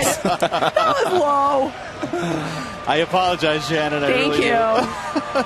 There is the real foul pole, and Shannon gave us her fine report on Brennan Bosch, who hopefully will have a lot of fun the rest of the way, even though he can't play, and supporting his teammates. As back to the mound goes Schlereth, and we begin the 7th inning.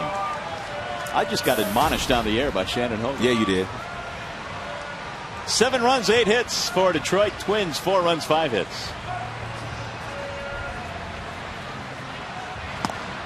There's a ball inside to Joe Benson. He's leading things off here in the 7th. Benson to Sony and Nishioka. Schlereth came on in the 6th inning and got him 1-2-3.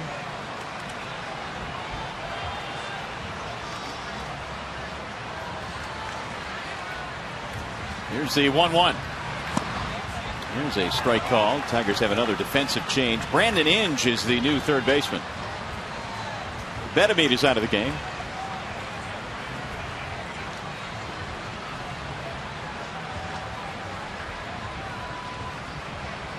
Here's the 1-2. 2 balls, 2 strikes. I want to get back to something I said last half inning. I used the incorrect term when referring to some of the little people that were part of the production in Buffalo. That's not the term that I used. I used an incorrect term, and I apologize if I offended anyone out there for using that term that I used. Here's the 2-2 pitch. Swing and a miss, and down goes Benson. The second strikeout for Daniel. Hey, by the way, after the game, stay tuned for Tigers Live for reaction, analysis, and highlights from tonight's game. Tigers Live from the Call Sam Studios and at the ballpark here on Fox Sports Detroit. 4 up, 4 down against Schlereth since he came on. And now Rene Tassoni.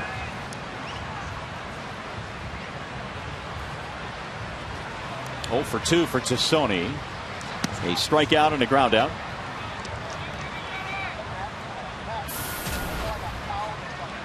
Minnesota has not done anything since the 4-run first when they jumped all over Brad Penny. Penny really settled in, then turned the baseball over to Schlereth in the 6th.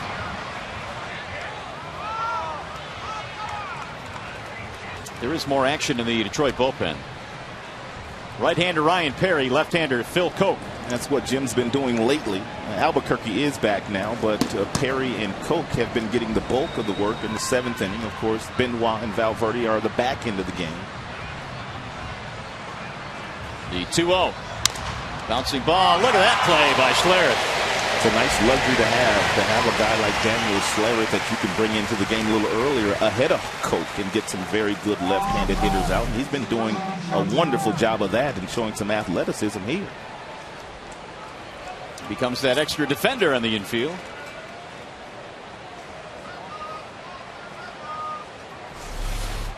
Two outs for Nishioka, who bounced out his first time up.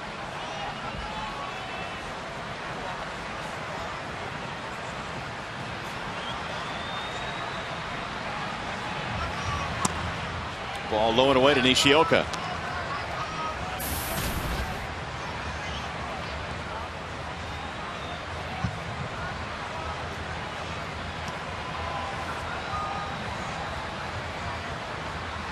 Bunted. Third base side in. Going to have to eat this one. Nishioka has himself a base hit. On base for the second time in this one for Minnesota.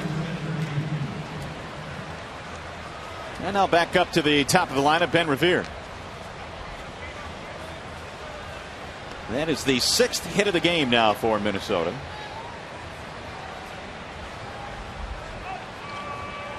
It's their first hit since Revere's leadoff single in the 2nd, so it's been a while. And to illustrate that, Penny retired the last 8 straight that he faced. He got off to a rocky start. 44 pitches in the very first inning, but he got some double play balls in the 2nd and the 4th and kind of righted the ship, and now he's in line to win this game.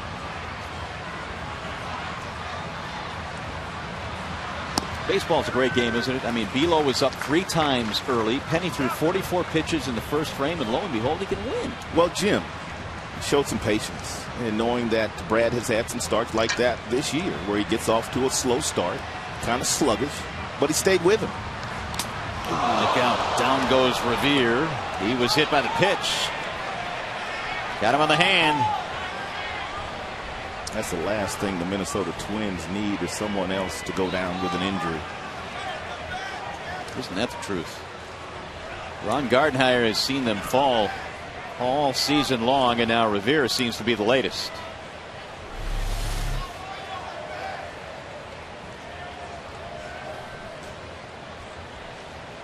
Right off the hand and then right off Avila's mask. Double whammy. Clearly, Revere got the worst of that.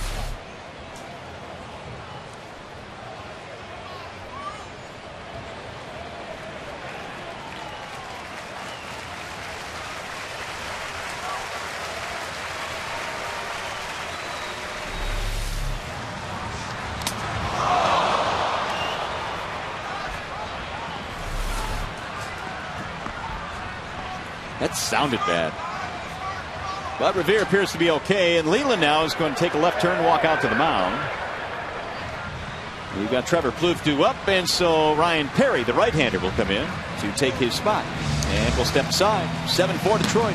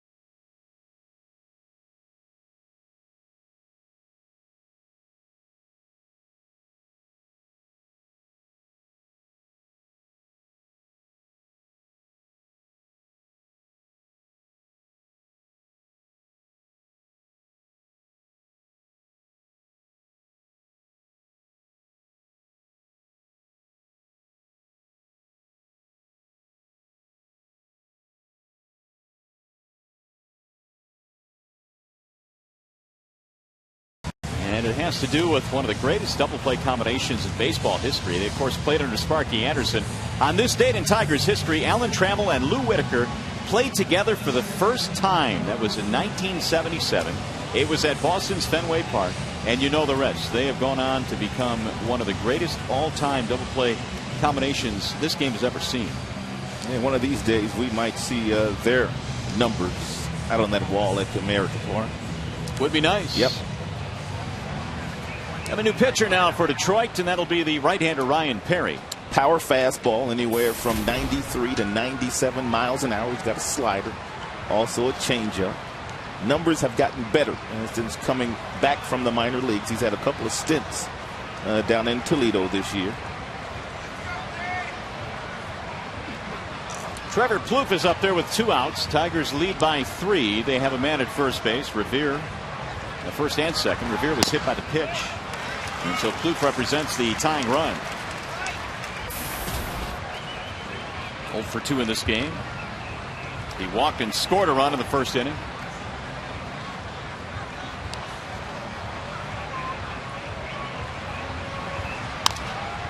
Popped him up.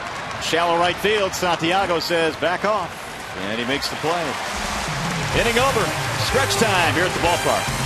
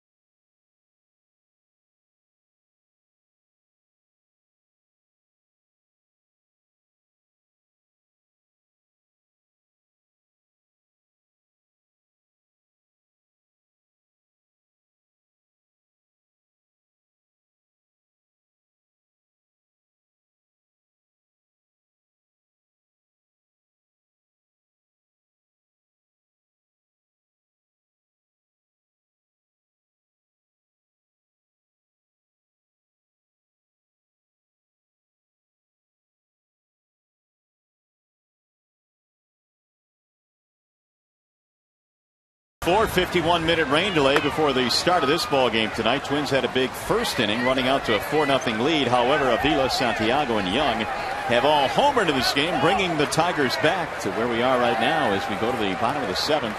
And Detroit on top 7-4. Big crowd tonight, better than 35,000 waiting out the rain. First pitch up and in to Austin Jackson. Jackson leads it off, and then Kelly, and then Young.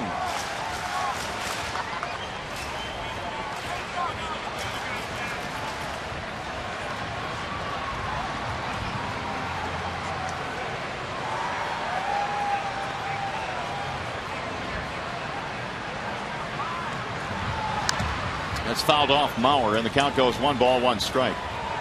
Kyle Waldrop is out there for his 3rd inning. He was greeted by the home run from Delman Young when he came on in the 5th. He's quite a high school player in Tennessee. In fact, signed a letter of intent to go play at Vanderbilt, but entered the pro ranks after being a first-round selection. Fouled away. 1-2. Vanderbilt, that program also producing David Price. Yes, it sure did. And he is really good. Waldrop had some sick numbers, as you might expect in high school. In fact, his last 2 years, he was 22-0. His high school team won the same title. Outside, 2 balls, 2 strikes.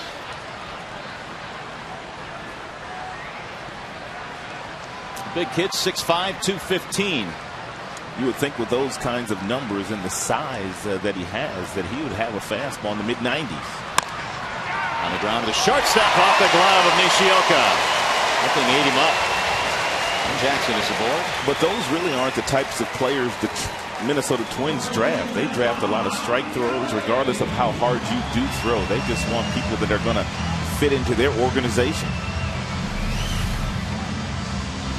A breaking ball here laced by Jackson, and Nishioka played it off to the side, therefore didn't field it cleanly. Leadoff man on here in the 7th inning. Don Kelly will get his first at bat. Jim could go a couple different ways here. He could sack, bunt, or he can just allow Jackson to steal second base. Either would work. Jackson's been awfully efficient all season long when he has been given a green light. E6 on that last play, by the way, an error on Nishioka.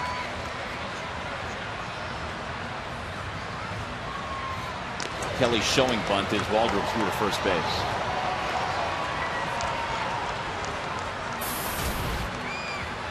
John taking a good long look at Gene Lamont down in the box at third. 235 this year for Kelly.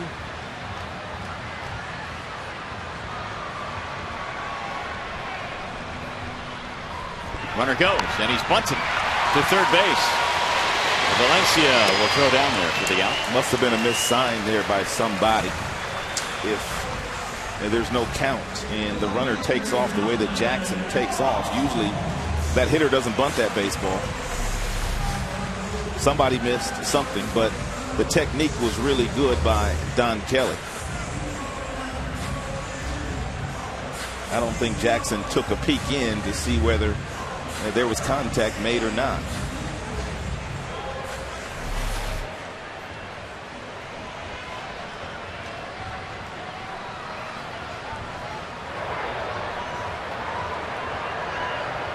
So put the runner at second base and bring up Delman Young.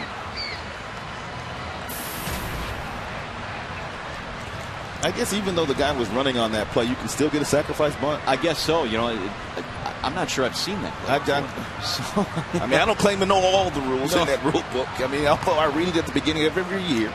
I mean, there's something that kind of gets past you, but Jackson was running there. Right. Absolutely. And he was clearly bunting. So if Don Kelly indeed missed a sign, he was still trying to sacrifice the runner up. So it's a sac bunt. The 1-0. Tried to hold up, and he did apparently. 2-0. Delman homered back in the 5th.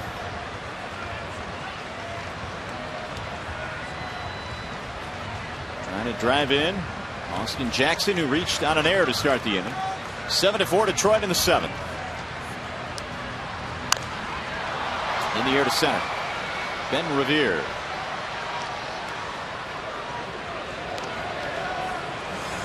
Hey fans, you want to keep up with the Tigers, you can follow them with the MLB.com At Bat 11 app for your iPhone, iPad, Android, or BlackBerry. Get live audio pitch-by-pitch tracking, video highlights, and more. Text At Bat to 31826 or visit Tigers.com. A lot of ways to follow your Tigers these days.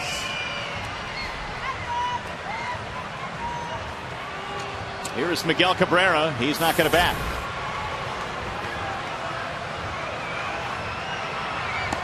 Remember talking to Ron Gardenhire the last time we were in Minnesota.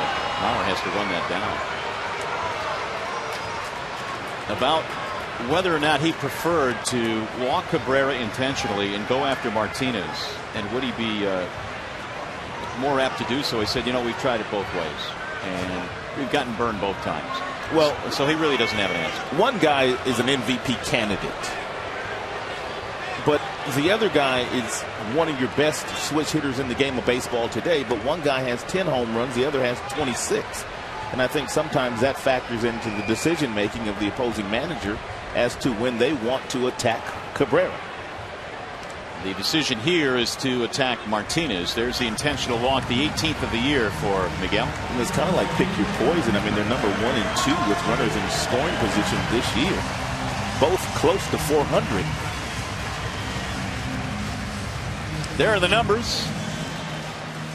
Cabrera at 402. And Victor right behind him on his tail at 397. And here's where Victor has been ambushing a lot of pitchers lately. Coming into play today, hitting .459 on first pitches. And that may be the very message that Rick Anderson has for his young pitcher.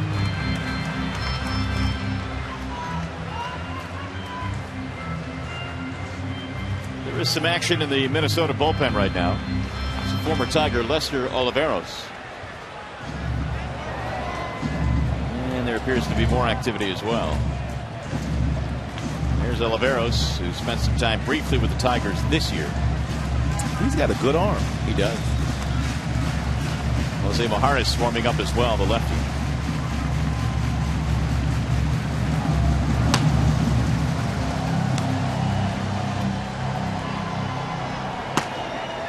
So here comes Martinez.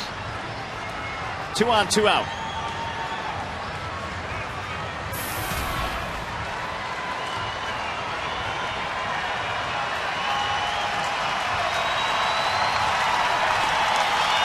Jackson reaching on an error. Cabrera walked intentionally.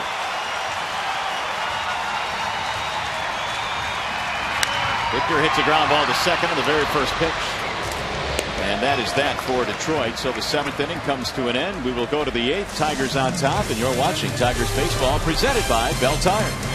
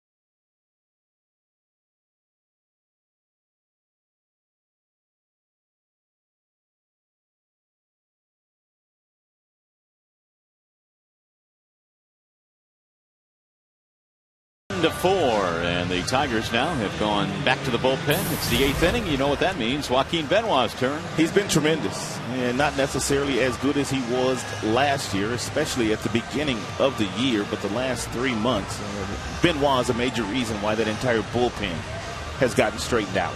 He has locked down that 8th inning.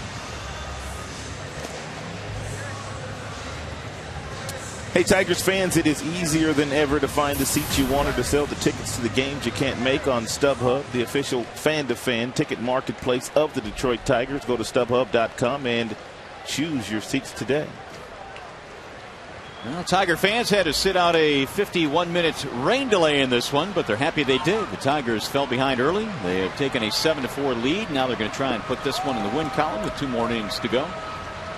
And it'll be Joe Mauer leading it off for the Minnesota Twins. First 3 plate appearances for Mauer.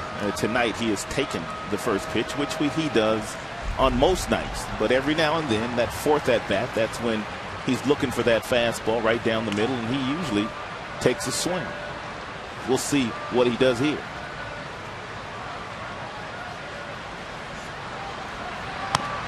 Takes it high and away. 1 ball, no strikes on Mauer. Single, double play ball and a flyout. 0 for 6 career against Joaquin Benoit. Joaquin has that real good fastball that he could spot in the mid-90s. Change-up and a slider.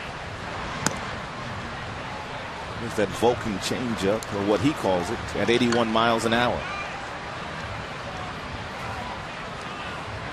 He's falling behind Mauer 2-0. You got circle change, you got straight change, you got Vulcan change. What's next? Seriously. I mean, pocket change. That's what I got out of pocket change. And you got a lot of that. There's a strike, 2-1. Kubel, then Valencia here in the 8th.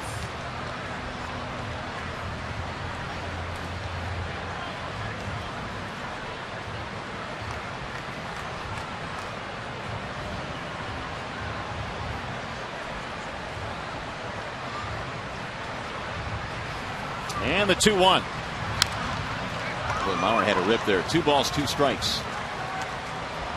I don't think there's any doubt in the Minnesota Twins front office, their players, their manager, at the fact that Joe Mauer will come back. And they're just fine next year. Putting the injuries behind him. It's a good player. Rough year for him, though. It's been a year where a few of the Twins are going to have to turn the page. Mauer included. And the 2-2. Driven to right field out of line. Kelly gets back there for the out. 1 gone. Mauer is retired. We'll bring up Jason Kubel.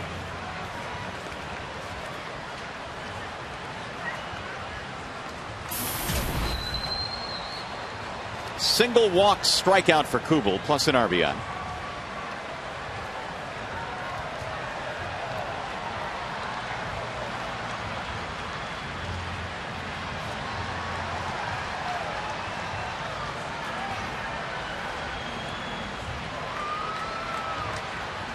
Benoit taking over for Perry. Perry got the final out of the 7th. Schlereth pitching good baseball tonight as well out of the bullpen.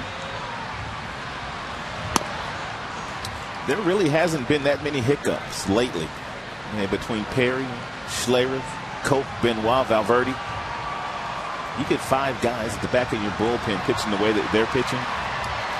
And starting pitchers beyond Verlander, they only have to go 6. Well, it's starting to shape up as a very deep bullpen, and the one guy that can really be a wild card down the stretch is the guy that just rejoined the pen, Albuquerque. Yes. Boy, oh boy, if he gets back to form, and of course he spent some time on the DL, look out. Well, it's going to be tough to score against the Tigers pen. 2-0 on Jason Kubel. Well, be careful here if you're going to throw him a fastball. He doesn't usually miss him, regardless of the velocity. Missed it outside, 3-0. And I think Benoit understands that, and that's why he missed with that last pitch, although he wasn't trying to miss with it. He was trying to be perfect with it.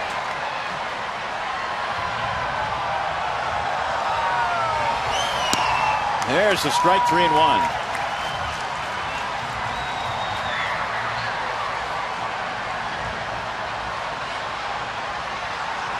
'94, '83, and that last one at '94. And he lost it.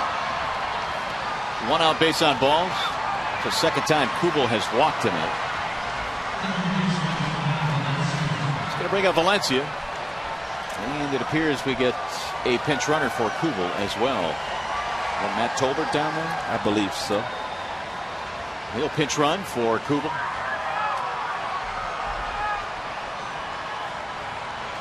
And Valencia has already grounded into 1 double play today, his 15th of the year. Tigers would gladly take another one. Had a 2-run triple, highlighting the 4-run first. Pops this one up. Shallow right field. Kelly charging. 2 gone.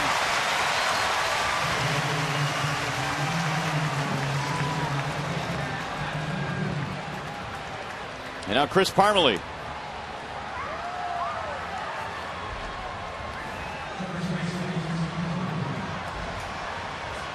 Benoit has not allowed a run over his last 15 outings. 15 2/3 innings over that span, and he has 17 strikeouts. So he has really righted the ship after early in the season when he was so disappointed in his performance. 1 ball, no strikes on Parmalee. And Benoit has month by month gotten better and better and better. To the point where he is right now, a lockdown guy in the 8th inning again.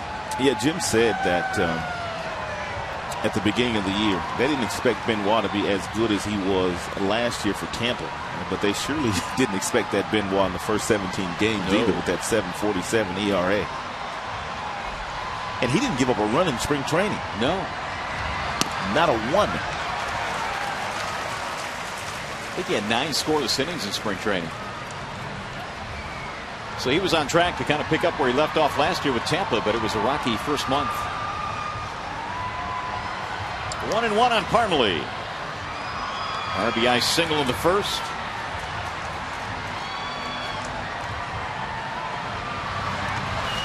With Black by Avila. 2-1. It kind of took a while for this team to really start clicking on all cylinders. I remember talking to Jim in his office. This was like toward the tail end of July. And he said, boys, we haven't even started sweating yet. But then they made the deal for Young. Then they brought in Pfister and they brought in Paulie. And then everything just really started to click collectively for the entire roster.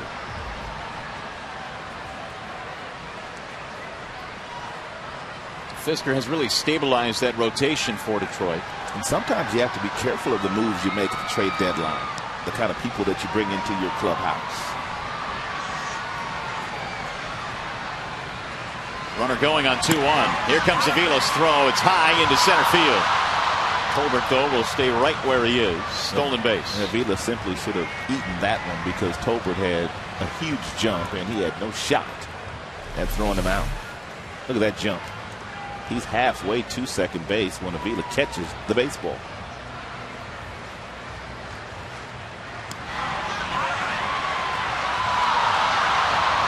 It's a nice job by Austin Jackson on the move coming in to back up on that play, which prevented Tolbert from getting the third and also prevented Avila from getting an error. 3-1 on Parmalee. Tolbert gets himself in a scoring position.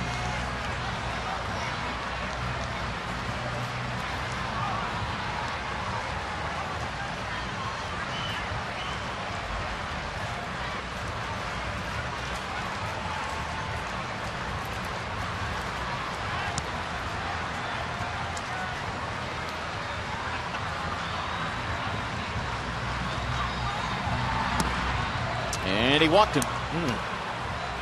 So a couple of walks in this inning now for Joaquin. And now the tying run coming to the plate. Tigers have more action, and that, of course, would be Valverde, who has been kind of loosening up the entire inning with his 42 consecutive saves. Very seldom will Jim use him in the 8th inning. Very seldom, if any. I don't believe he's done it this year, has he? Maybe once. Has he? Maybe once. Here's Benson. And he looks at ball 1. Benson 0 for 3. Still in search of his first big league hit. 0 for 10 in the big leagues.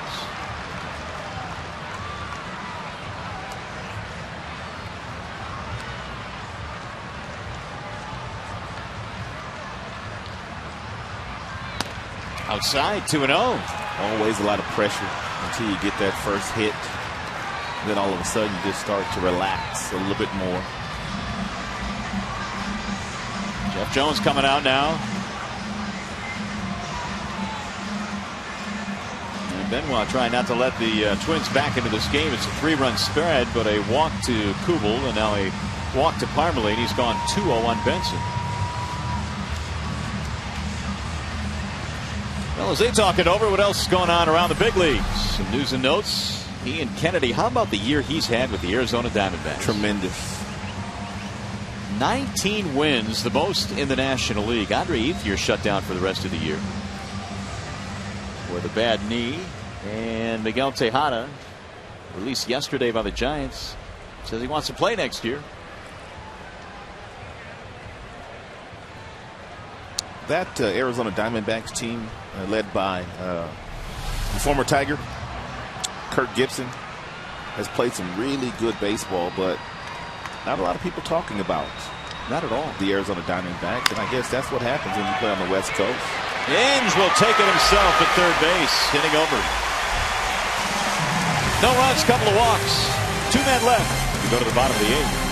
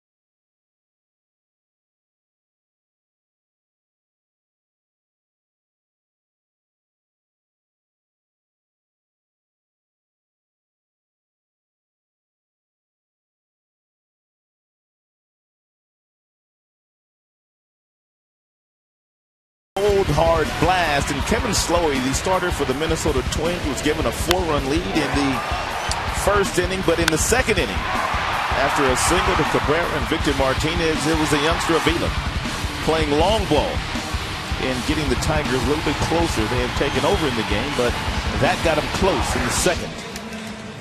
And it'll be Alex leading it off here in the 8th. Tigers have 7 runs, 8 hits. Minnesota 4 runs, 6 hits. Twins have left 6 on base in this game. Got a new pitcher now for the Minnesota Twins. That would be Jose Mijares. And 52nd time that Mijares has been called on by Ron Gardenhire. Has 9 holds. The earned run average is approaching 4.5. He's only given up 4 home runs. Fastball, curve, slider, change.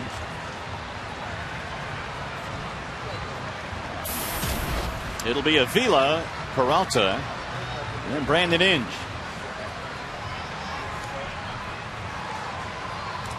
Three-run shot for Alex. Back in the second. And a breaking ball misses in.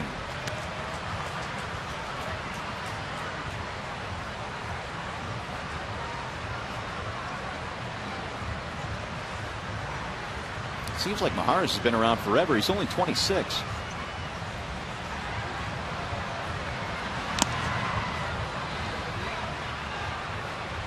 Out of Caracas, Venezuela. The particulars on Mr. Mijares. 1 ball, 1 strike.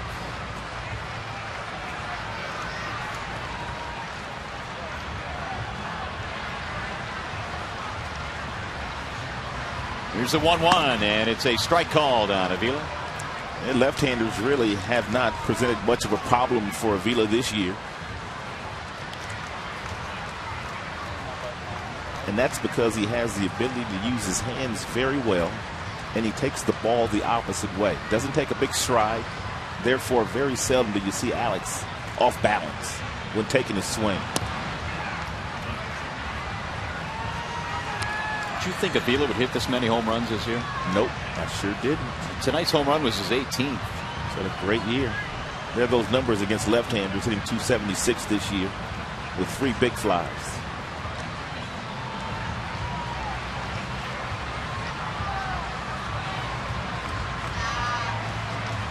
And the 2-2. Fly ball. Right center field. And that ball is down. It eludes Benson, who made the diving attempt. Avila gets to second. He has a double. You can see when that ball left his bat that Revere nor Benson wasn't going to get there.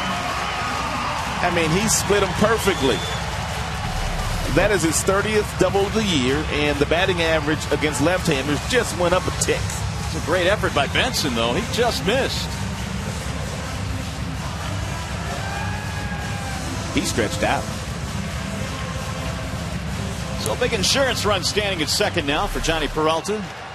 Give Avila another double. 30 doubles, 18 homers.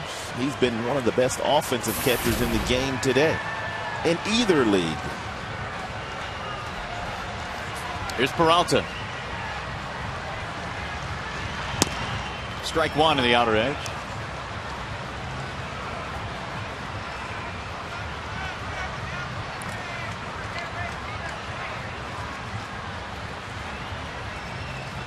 That is 9 Tigers hits in this game now. Missed it inside. 1-1 on Peralta. Peeking ahead, Minnesota will have their 8, 9, and 1 hitters when we get to the 9th inning. Presumably against Valverde, unless, of course, maybe the Tigers get a run here. And it's not a safe situation. We'll see. Meanwhile, Cleveland putting a hurting on Chicago. If the Tigers win here today and the White Sox go ahead and lose, that's two-game swing, isn't it? For them, yeah, absolutely. And the magic numbers starting to melt away. Yes, they are.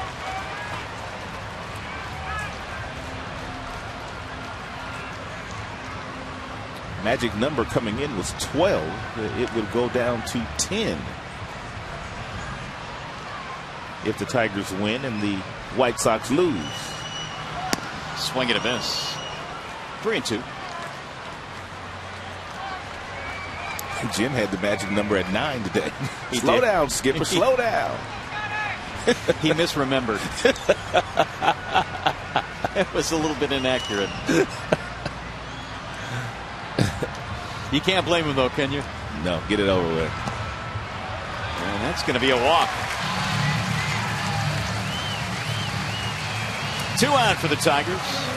Nobody out. And Ron Gardenhire is going to go right back to the bullpen.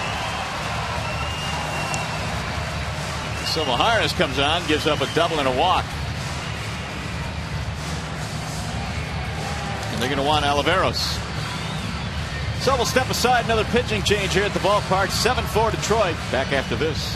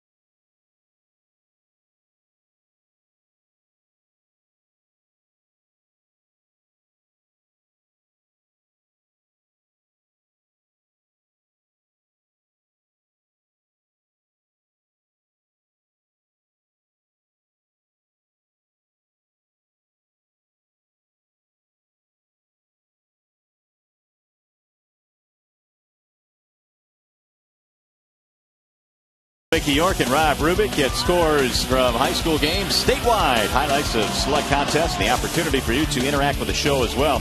MHSAA football Friday overtime tonight at midnight on Fox Sports Detroit. Some of those games probably had to be played in the rain tonight. Yes, that's okay for football. That's true. As long as there's no lightning.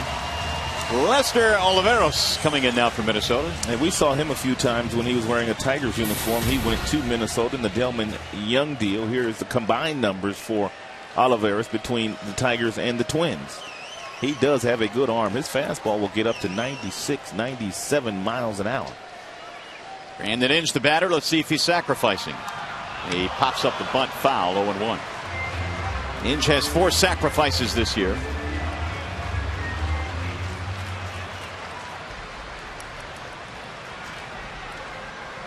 Leadoff double by Avila. Peralta then walked. That signaled the end for Jose Majares.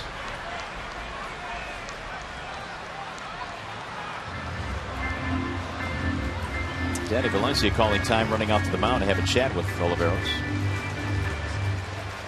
I think they may be trying to get the lead runner here. I think he wants Oliveros, if Brandon is still bunting, to make sure that he gets over to that line in a hurry to see if he can field the ball and go to third to get Avila trying to get to third. This will get off the glove of Mauer, and no throw to third base. Avila, nice jump, gets there. No doubt. Nice anticipation.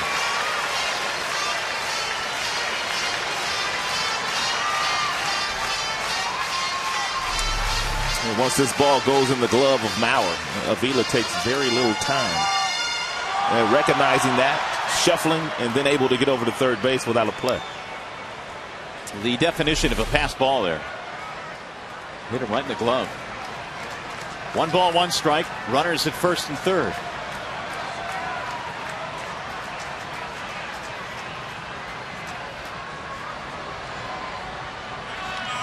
Brandon swinging away, fouls it off and drilled the home plate umpire Brian Knight. Buckled too.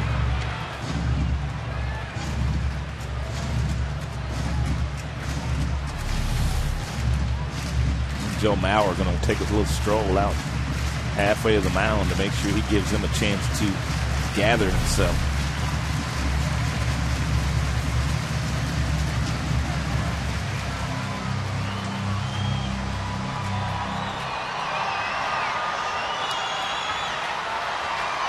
One and 2 on Brandon Inge. Santiago waiting on deck.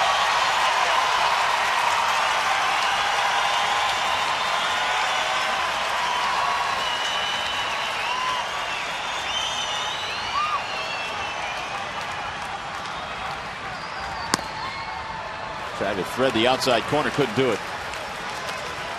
2-2. Brandon came on as a defensive replacement for Wilson Bedamate, who had a big RBI triple earlier in this game.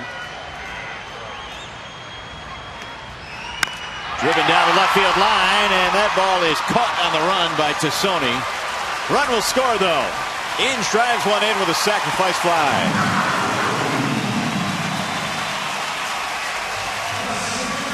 8-4 ball game.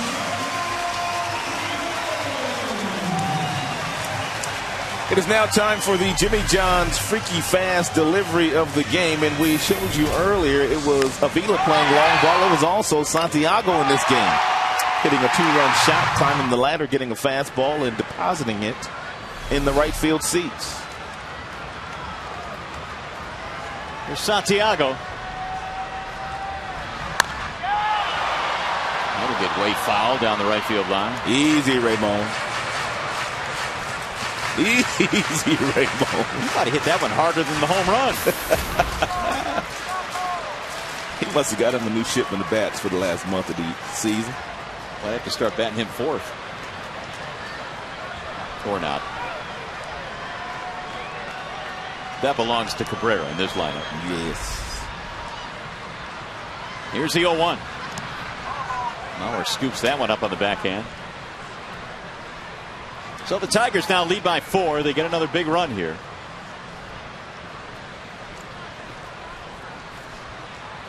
Santiago's homer back in the 4th inning. gave the Tigers their first lead of the game. It broke a 4-4 tie. It was a 2-run shot.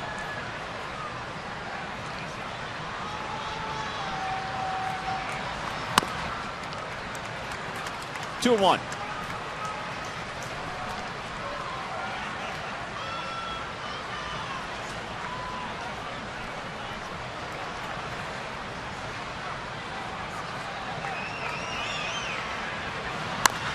Pulled right at the first baseman. That will be a double play as Parmelee steps on the bag. Hitting over, however, the Tigers get a run. Santiago, another hard hit ball.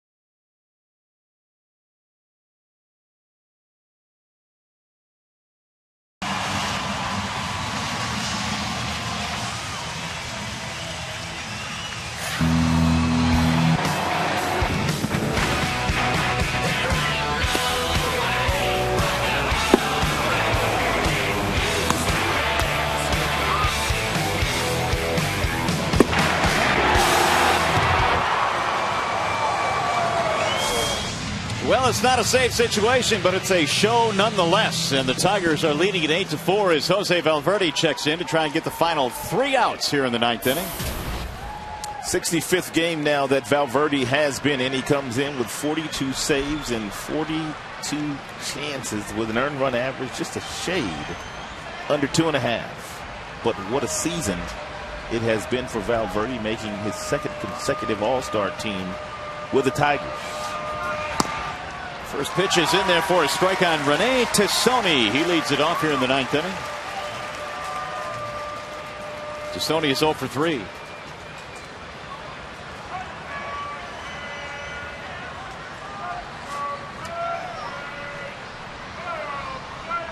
Here's Valverde's 0-1. Swing and a miss. Make it 0-2 on Tassoni.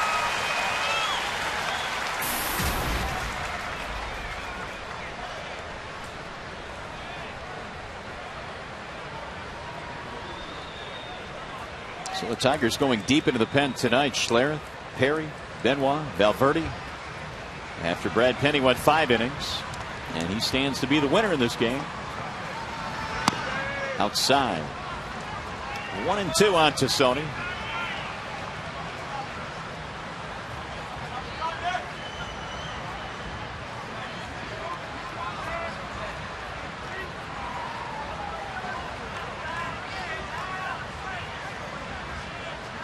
.42 saves for Jose, leads the American League. And he got him. Tassoni, see you later. Looks like Valverde might be in a dancing mood here tonight, too. Just warming up. Take a peek at him.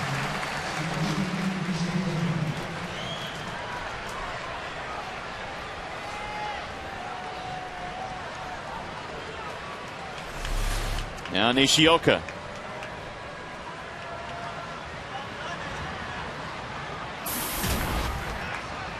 Only one other Tiger has recorded 40 or more saves in a year, and that would be Todd Jones. But again, this not a save situation here tonight. Nonetheless, very important 3 outs to get, getting the Tigers another win. And if you're Jim Leyland, you'd like to see Valverde get it done in a very economical way, because they might need him tomorrow. ERA much higher in non-save situations. 1 ball, 1 strike.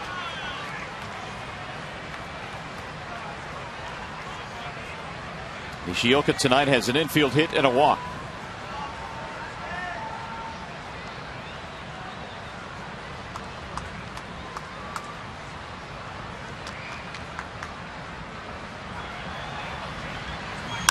Bouncing ball right side. Santiago with the backhand. And there are 2 gone. 1 more out to get for Valverde.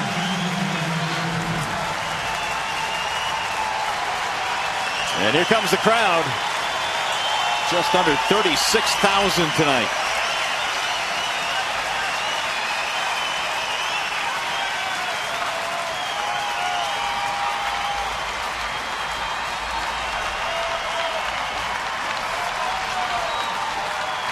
Ben Revere, the last chance for the Minnesota Twins.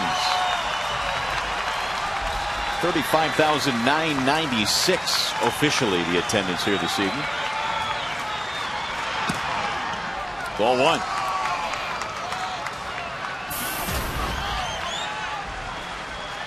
Revere hit by a pitch. He also has a single tonight.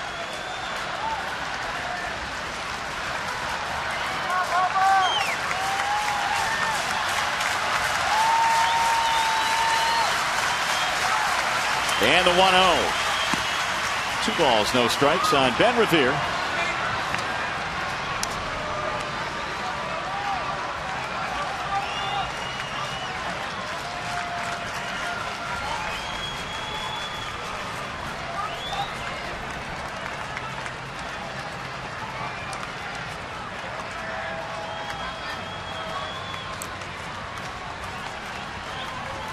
Valverde, an all-star again this year, his 3rd selection, 2nd as a Tiger.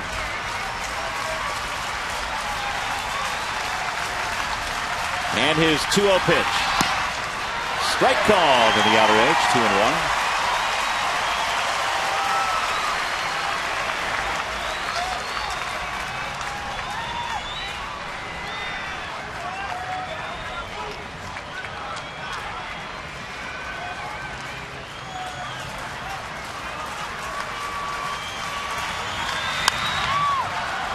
Back into the seats. 2 balls, 2 strikes. 1 more strike to get now for Valverde.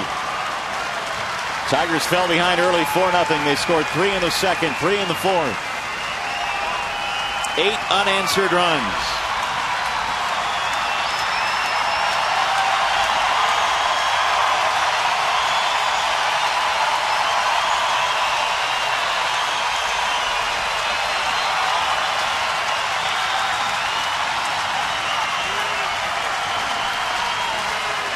And the 2-2 outside. 3 balls, 2 strikes.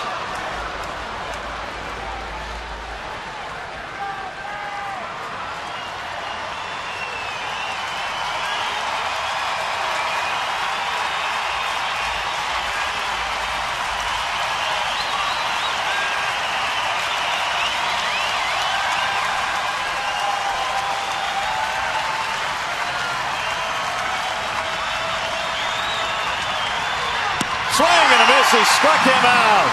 Valverde closes this one down. A 1-2-3 9th inning. The last time the Tigers were 20 games over 500, July of 2007. They have reached that mark right here, right now. And Valverde had showed something we haven't seen before. A little Olay dance. Did he? A great night for the Tigers. They fall behind early, come back, win again. And a whole lot more coming up from the ballpark Every game counts indeed. The Tigers getting closer to a Central Division title. Valverde, do your dance.